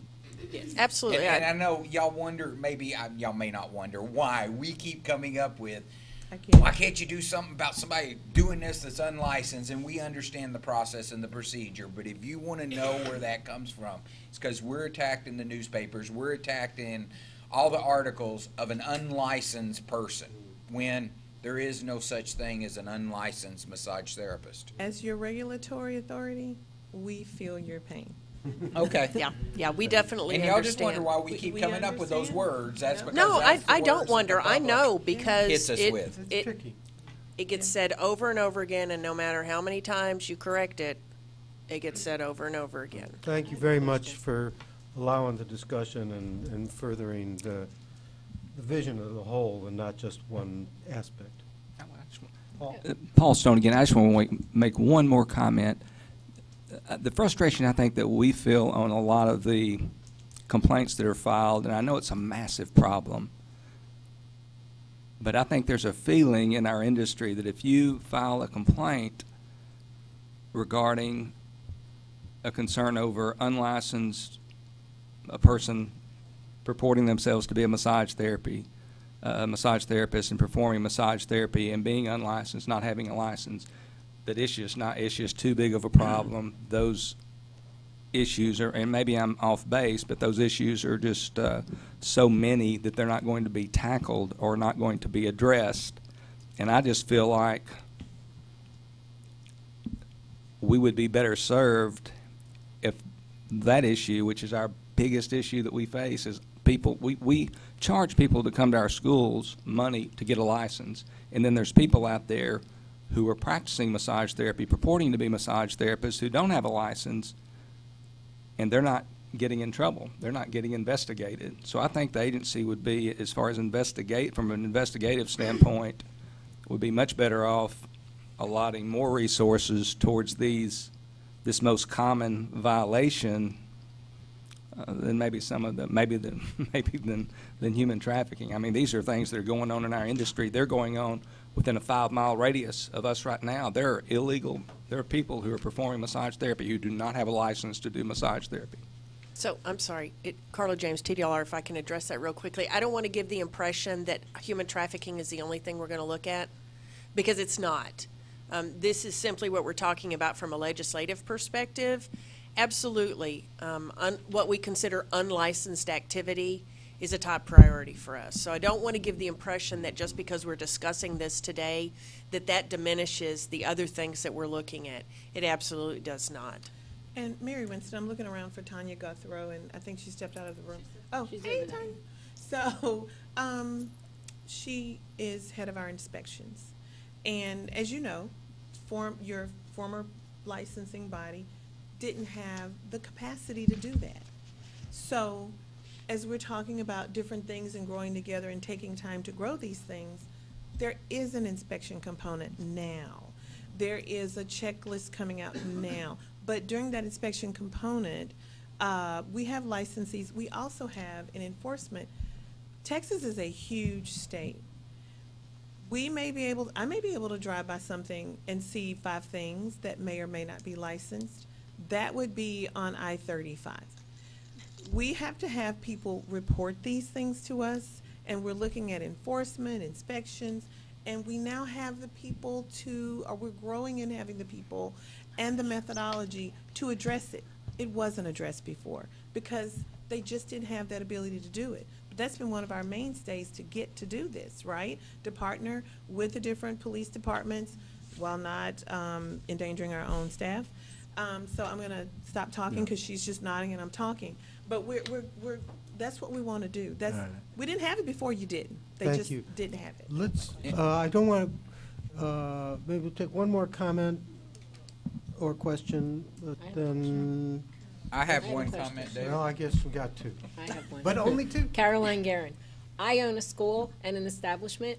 I have 4 licenses that I just renewed. I did not get a sign. How do I get one? I think it's good to hang them up. I get my nails done. There's one there. I know they're legit. I get my hair done. She has one, and I'm like, why don't we have one? So, Carla James, TDLR, Anna will be happy to send the link to you. They are you. out on our website. Okay. Thank you. Okay, and my one comment is we are not in the previous department any longer. TDLR has a different mission statement than the previous regulating board, and as a board, we have to, I'm just saying for myself, I accept that and understand it will be a process going forward, and I'm just glad that we have a voice now where someone listens. Thank you. Very good. Thanks so much. Thank you. Just a Karen. small comment. Karen Vasquez. I may be in the minority with the sign posting, but I think the difference in somebody going to get a massage and somebody going to get a haircut is you need a haircut, right? I mean, massage, obviously we need a massage, but not everybody gets massage. So I think when people come to get a massage and they see the sign that says human trafficking, that's like, wow, I'm paying, $100 for this massage, and it's already an extravagance. And then they see this sign, then they start to feel bad, or, like, oh, there's places that do human trafficking. It's just not relaxing. Thank you. Thank you. It's just not. And I mean, you have to go and get your hair cut. So it's like, oh, yeah, I'm getting a haircut, but I have to get my hair cut. So, I mean, if I'm going into a place that's really nice and I see the sign that says something about human trafficking, like, I mean, obviously we're licensed and we have to post the sign, but then these people see the sign and they're like, oh, you know what? Maybe I'll take that $100 and not come here, or it made me uncomfortable to see that. And I think, yes, people need to know about it, but I don't know that it's the licensee's job to inform them about that. Like, hey, there's places that, have human trafficking. Come on in, let me make you feel better. I mean, I may be in the minority here, but I don't. That is a perspective, Ms. Vasquez, and so I do appreciate that.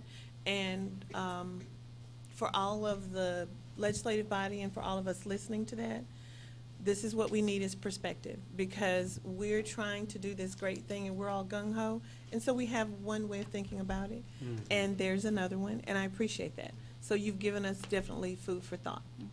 Yeah, I just want to say, I think one context for that is that if we couch the language about human trafficking in terms of our schools, our establishments, and so on, behaving in a professional and ethical manner, that we can they highlight the fact that we're committed to ethics and professionalism and so on, and then it isn't just a sign about human trafficking, it's a sign about us having good professional practices, and Mr. perhaps that Lauderstein, could weigh it out. are you trying to get some more signs up there? Yes. More signs? Now, are you pushing for some more ethical signs? No, I'm just kidding. Yeah. He's changing I your want sign. to. I want to see all the good things we do with a big neon sign. We're doing great work out there. Keep it up, people. TDLR says so. And all right, okay. Colleen, let's go back to you. And Can Tanya, I you have just something say to really quickly that the vast majority of the places that we've been inspecting are really trying to do the right thing and doing a good job. The inspectors are offering at this point, if folks would like that sign, they're offering it. It's not required. We're not pushing it. But we have had people out there who've asked us for it. The other thing I wanted to let you know was that we have seen, I think because the inspections weren't happening at DSHS, especially for the establishments, that we are seeing some folks or some companies, establishments that are licensed that maybe have unlicensed folks working there, also are not doing the right thing. So it's going to take a while to sort of clean up that list and make sure that the folks who are, advertising that they have a license are the legitimate places that are doing what's right. So just a little update.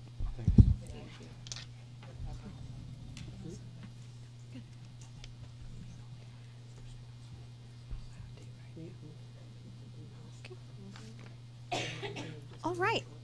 So our last strategic initiative that we are going to discuss is the definition of massage therapy. And the strategic initiative is to amend it for clarity and provide us authority to address all modalities and variants of massage therapy and close any loopholes in law. I've also provided you my own research when I was looking at it, and I'm glad we're having this conversation today because I really want your input on what, if at all, the changes in that and amendments to that definition should look like. What should it include? Are there states that seem to do it better? Are there things that we need to make sure we avoid or things that we need to make sure that we include? And I want to make sure that everybody here has an opportunity to let me know what you as individuals and you as representatives of your industry feel like it should be. I have heard from Mr. Lauderstein and I have from Mr. Rust on some of their preferences, but I also wanted to know what the rest of the board thinks. I'm Susan Sparks. The word that really gets me is body rub. It's very general. It's not professional. It's just, you know, my cat rubs me, you know, will rub me the wrong way. It just doesn't sound professional. It just sounds very general, and I don't like the word. So you'd like to see that removed from the definition?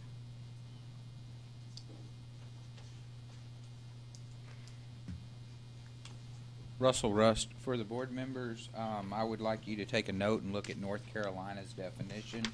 In my research and breaking down the words and the terms that are used throughout all these definitions, in my opinion, I felt North Carolina got to the point with the least amount of words that was sufficient for the definition to keep us as professionals, yet it's not so wordy that it adds in the body rubber and those things. But North Carolina was at the top of my list for the terms when I did my search, for the terms that we needed without being overstated, restrictive, and those types of things that we're looking for to keep the massage. As we know, our profession and us giving a massage is up to the individual therapist of the type of techniques that they would like to practice. That is not an all-encompassing one way that we must operate, and I think North Carolina had a very clear definition on every aspect that we needed in our language. Thank you. My main comment is, since this is the first time I've seen this list, I'm a little hesitant to say, oh, here's what I want to see, when there's 50 different definitions to be looking at. So I just wonder if your timetable was we could come to a decision today. No, it and isn't. What's the intent? I would like for the group to provide me any feedback. You always welcome, anybody's welcome really, to give us feedback on what they think is appropriate. I still remember Ms. Collette. I have emails from her when she was giving me examples. So I'm going through everything that I have. I just would like for you guys to have this time. If there was anything that you wanted to discuss with your board members, with me and the public, so the public has an understanding of what's going forward, definitely this would be the forum to do so. And just a point of order, David, that we were given this the last board meeting, the strategic plan, so we all were aware of the definition. Right, but I didn't know all the That's states. the research I did, pulled every one of them. them. Good, great. Thank you for doing that. Okay. So I Thank you want very to much. say, with regard to the North Carolina definition, that I like the fact that it says massage and body work. I think that's, the word body work is not there in our law, and clearly it's common terminology. And one word that I have would a like question. to, maybe that I do not see that North Carolina, I would like energetic concepts that require touch also be added into our definition. And when I say energetic, only the ones that require touch, because we're back to splitting hairs on manipulation of soft tissue knots. So any energetic technique that requires touch or involves touch, I think should also be included in this definition to alleviate any loopholes that may be able to, that would be one of the loopholes I would see that would be taken advantage of there. I have a statement. I would like it to stay manipulation of soft tissue. That's where I'm finding a discrepancy with reflexology. They're still doing manipulation of soft tissue. They don't have a license, but they're saying they're doing reflexology. That's in North Carolina too. It says soft tissue. Where? Of the human body for therapeutic, educational, or relaxation purposes. I know, but I would like it specifically to say manipulation of soft tissue. Applied to soft, okay. Okay. Applied to soft tissue. No problem, Caroline. I was just saying Okay. it had that term in there because that's one I would look for as well. Also. And Mr. Russ, to your, what you said earlier, you had one of them, the strategic plan, you did have that. So the research you did, Colleen did for the different states. So we don't have to just go through everyone right now. Yeah, and this was just something that the document that you have in front of you is something that when I was looking at it, it was suggestions that I'd had from board members specifically. I know you brought up FSMTV to me, and then just me doing a basic Google search. What does, Merriam-Webster tell me what massage means? We have. Is there not a timetable though? For us, for me, I'm I still. understand for you, for us to get this into this legislation session coming up, is there not a cutoff?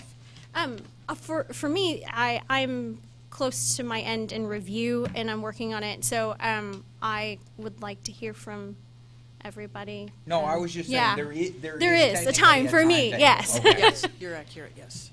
Yeah. As always, and we are, and I'm just going to acknowledge that we're having, because we're on YouTube and wherever else we are, but when we hear people in the room commenting, no one else can hear you because you're not mic'd. But as always, any comments that you have, we welcome.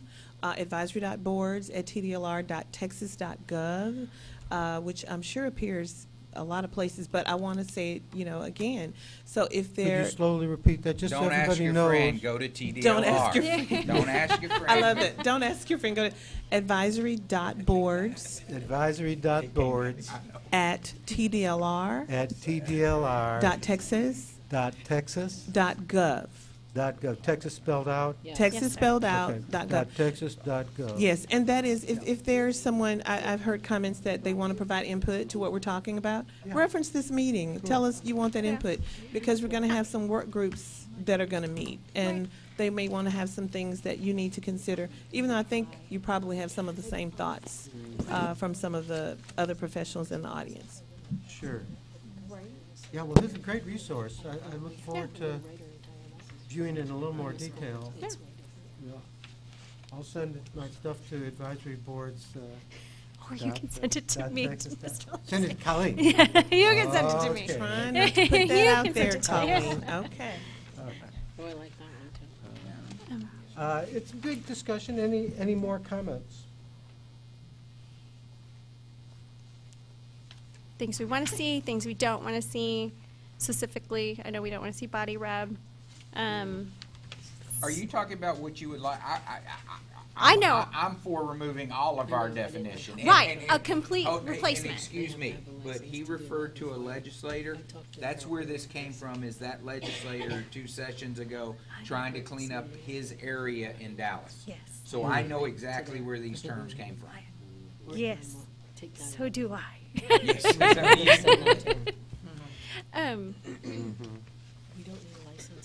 And Mary, correct me if I'm wrong. This will most likely go through my standard of care work group. Standard of care work group. Okay. Oh, I'm not on that. Here, David, you want to know who's on there? It's the last one. Just to mention the standard of care work group is Karen Vasquez, Susan Sparks, public member, which we don't have a public member yet, and myself. I'll volunteer. I would too. I'll volunteer for that. Well, let's see what they say. It's supposed to be a public member, so I thought it was going to be a non-massage She's a public therapist. member. I'm a public member. Okay. But I think we there's room can't. for one more. We can't change the makeup of that. It's not properly noticed. Sorry. Okay. We're stuck. So you have Thank 3. you. But again, you guys can provide your input to me. Please don't provide them to each other. Provide it to us, and we will work through it so that you guys are not unnecessarily creating any sort of quorum or speak. So come towards us.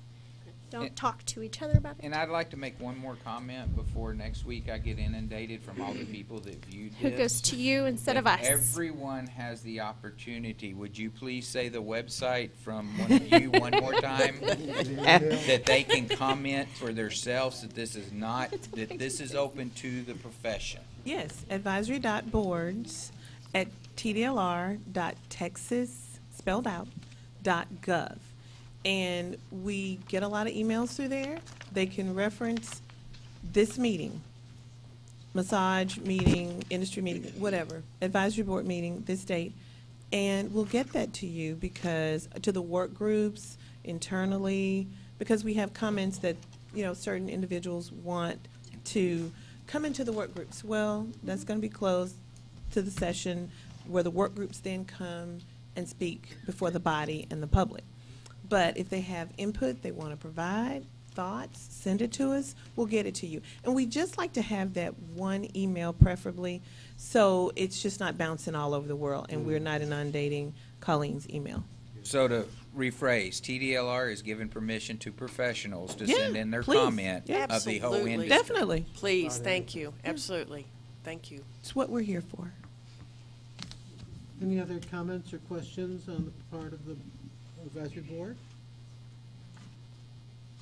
Well, I want to thank you for all your work and attention to detail. I mean, it's a big thing, and we all appreciate it. Thank you. And I have confidence that we'll be able to give you some consensus. Yeah. All right. I think, is that it? For agenda item F, on to G.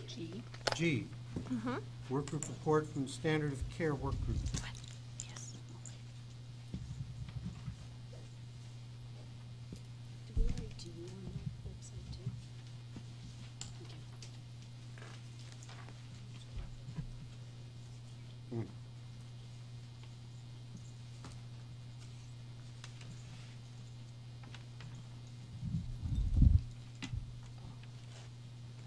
Hello again. My name is Marinella LaFleur. I just wanted to give a report on the standard of care work group and discussion on the issue of draping that was brought up. We had a meeting, I believe it was October the 2nd. It was Colleen, Lee Parham, Elizabeth Bettis, myself, David Lauderstein, Karen Vasquez, and Susan Sparks, and myself, and we had the question that was brought up to us about draping.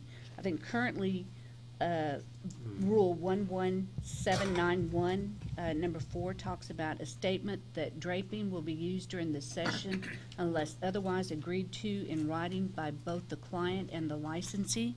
And I believe we were talking about either making it optional or mandatory. Is that correct? On the consultation document? Oh, we're not there yet, but that's okay. Okay. Colleen Tran, Assistant General Counsel. I may have jumped it. Ms. Vasquez brought this up to our standard of care work group, and we met on the 2nd to discuss it. There was a general consensus from our work group members, Ms. Sparks, Mr. Lauderstein, and Ms. Vasquez, that something should be in our rule that requires draping for the genital area and the gluteal cleavage area at all times. We wanted to bring that discussion to the work group about draping and possible rule changes in the future on it. I've provided you with the document. I just went through, again, I like to know what other states do and what it looks like. So the document that you have before you is, it could be wrong because I was just going state by state looking at statute rules. Some state websites are harder than others. What they have, some are more detailed than others when it discusses draping. So the floor is open for you all. I have a comment. Yeah. Caroline Guerin.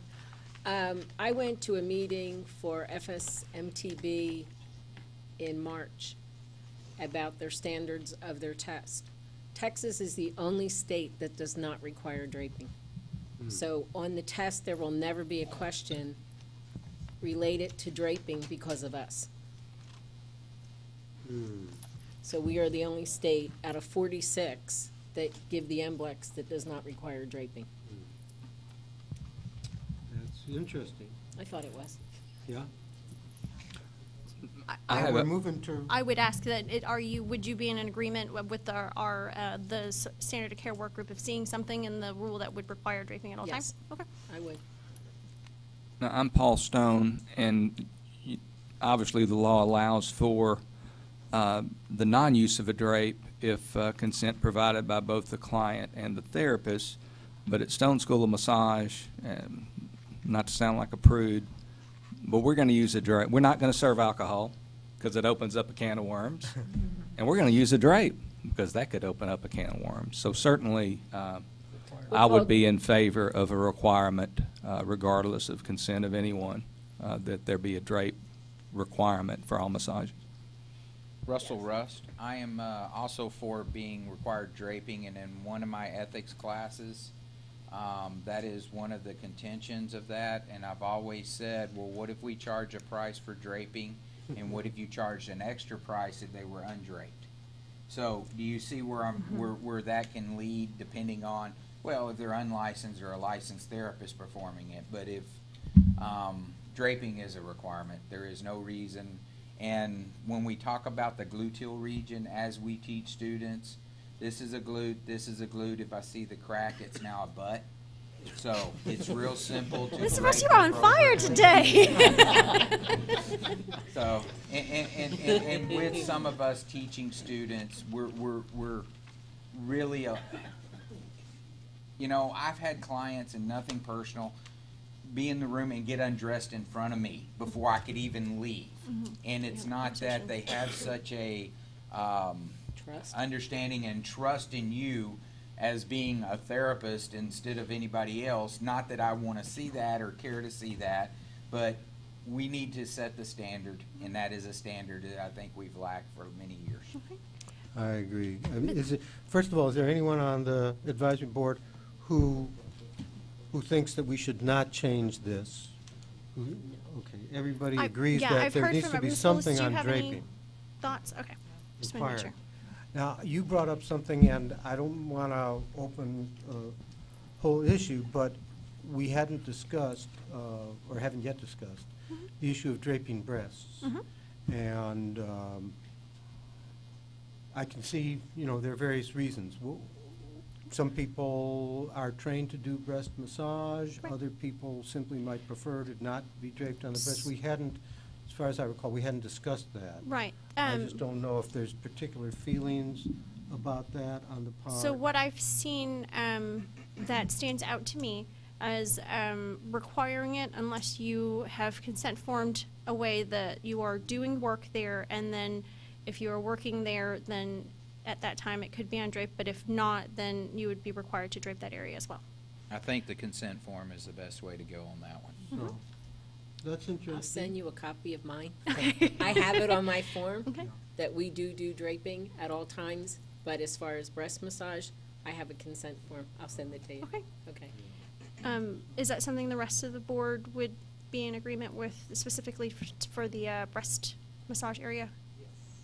Yes. Yes. Okay. We're unanimous. Okay.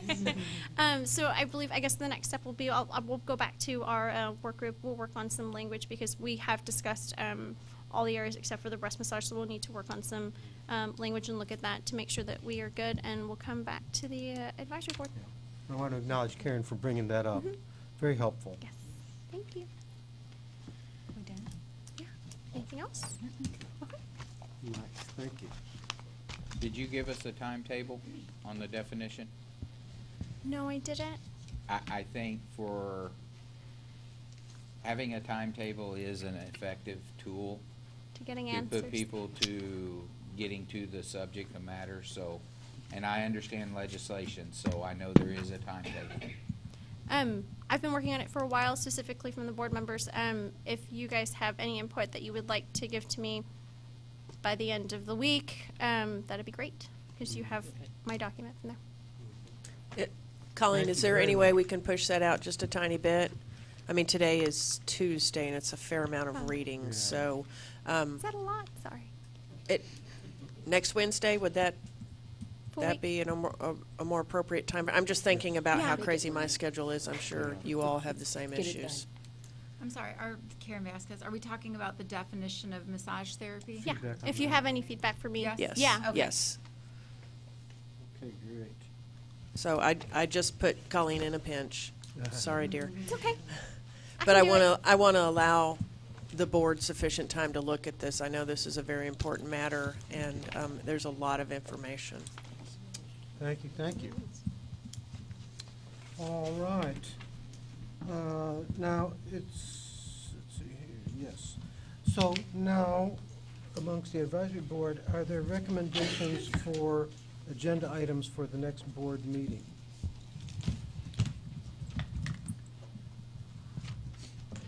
And I understand. Are we gonna have a meeting before the end of this year again, David? I don't know. That would be up to the discussion with them.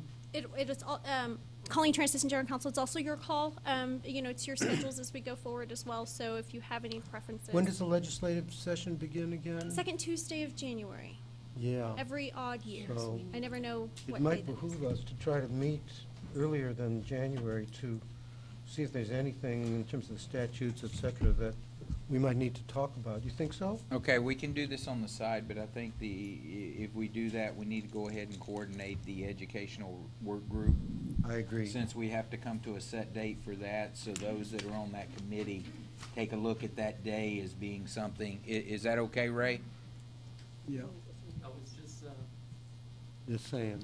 I believe. Texting her? Yeah. I believe Ray's speaking through Mary. Just as you were saying that, Mr. Russ, his text was coming through. Okay.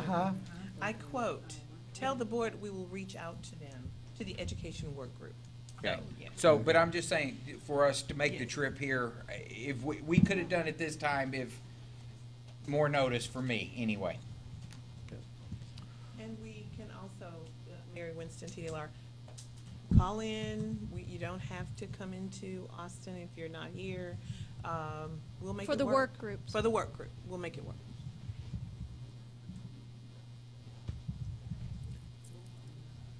Okay, as far as the next scheduled meeting, December 4th. Pardon? December 4th. December 4th. It's my birthday. Is it? All the more reason for you to come join Presents us. will be required. If, As they should be. Let me just. Are y'all check. preferring these meetings be on Tuesday for any other, is it just fell that way? I can't do that day. Okay. The fourth is. Is that for No, the? no, this is for Oh, the. this is PDL. for regular? Oh, okay. The 6th, That whole week is not. that whole I week. can't do 6. I can do 3 and 5. Okay, the 11th,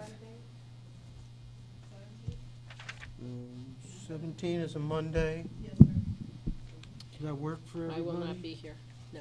I mean, we might not, you could be by phone or not at all? Well, is this for the meeting here? This would be for the the advisory board meeting. You would need to be Oh, here. for the it's advisory gonna board be meeting. For the I'm sorry. advisory board You're meeting, right, but yeah. if we could supplement and do the work group for Sure. the I other think that's prior. important. Okay, can we do in it on the morning. 3rd? She said that week's not up.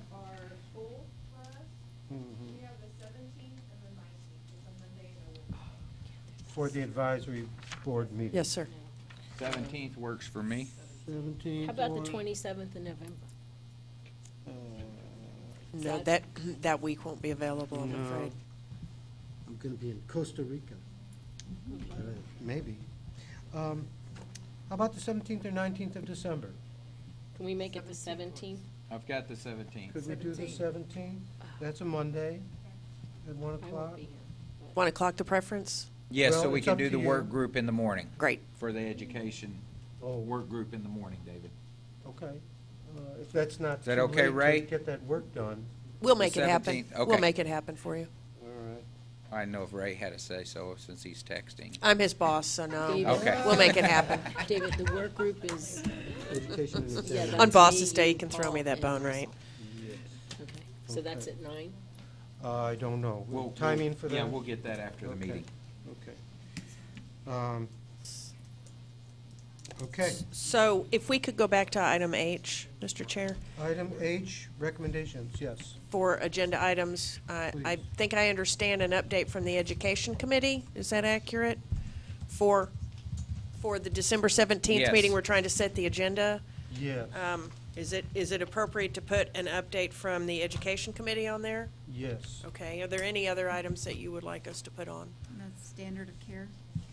And Standard of Care will have the ability to meet prior to the advisory board meeting as well? Any of the work, just calling, any of the work groups that do have a chance to meet, they'll automatically be reporting. Get a So report. it'll automatically. Okay.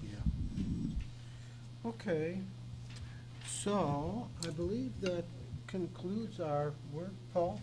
And just a thought on that, when y'all bring up the reports to give to us is about the time I think of questions to ask you back. I don't know what questions for us to throw out there prior or what to work on, because I need to know what y'all have done in order for us to respond. And I don't mean I'd love to come up with an agenda item, but y'all are hitting the target on all those, and as each group comes up or each division comes up, then that's the time to ask questions. So at this time, I don't feel comfortable adding agenda items because we have so much to work on. Sure. That we can add them later. Stagnate the progress. The progress. That's not a problem. We can add them later. Absolutely. You're trying to interject logic into the process. Oh we my love God. it. I know. So, are there any other comments from the board before we move toward adjournment? No, I'll make a motion to adjourn the meeting. I was going to make a quick. Paul Stone, I just wanted to make a comment. We're passionate about what we do, but I think everybody here on this board and people out in the industry, I think they so much appreciate what TDLR is doing. And we recognize on this board firsthand the efforts and, you know, and hopefully you'll see this as a compliment. It might not sound right, but it's a state agency that's, and I used to work for the state. I used to work for the State Board of Insurance down around the Capitol and the comptroller. I've worked for 2 state agencies, but it's a state business that the people, it's like a private business. People take pride in it. They're not just coming in here and just, you know, whatever. No, thank you very much It for is that. recognized and it's appreciated, and we're just glad that you've given us a voice and allowed us to have more of a say in the industry that we so love. So thank you. Thank you very much, Mr. Stone. I appreciate that. On behalf of 450 TDLR staff members, thank you. And as a 25-year state veteran, I appreciate your comments. Thank you. Thank you. Let's give them a round of applause.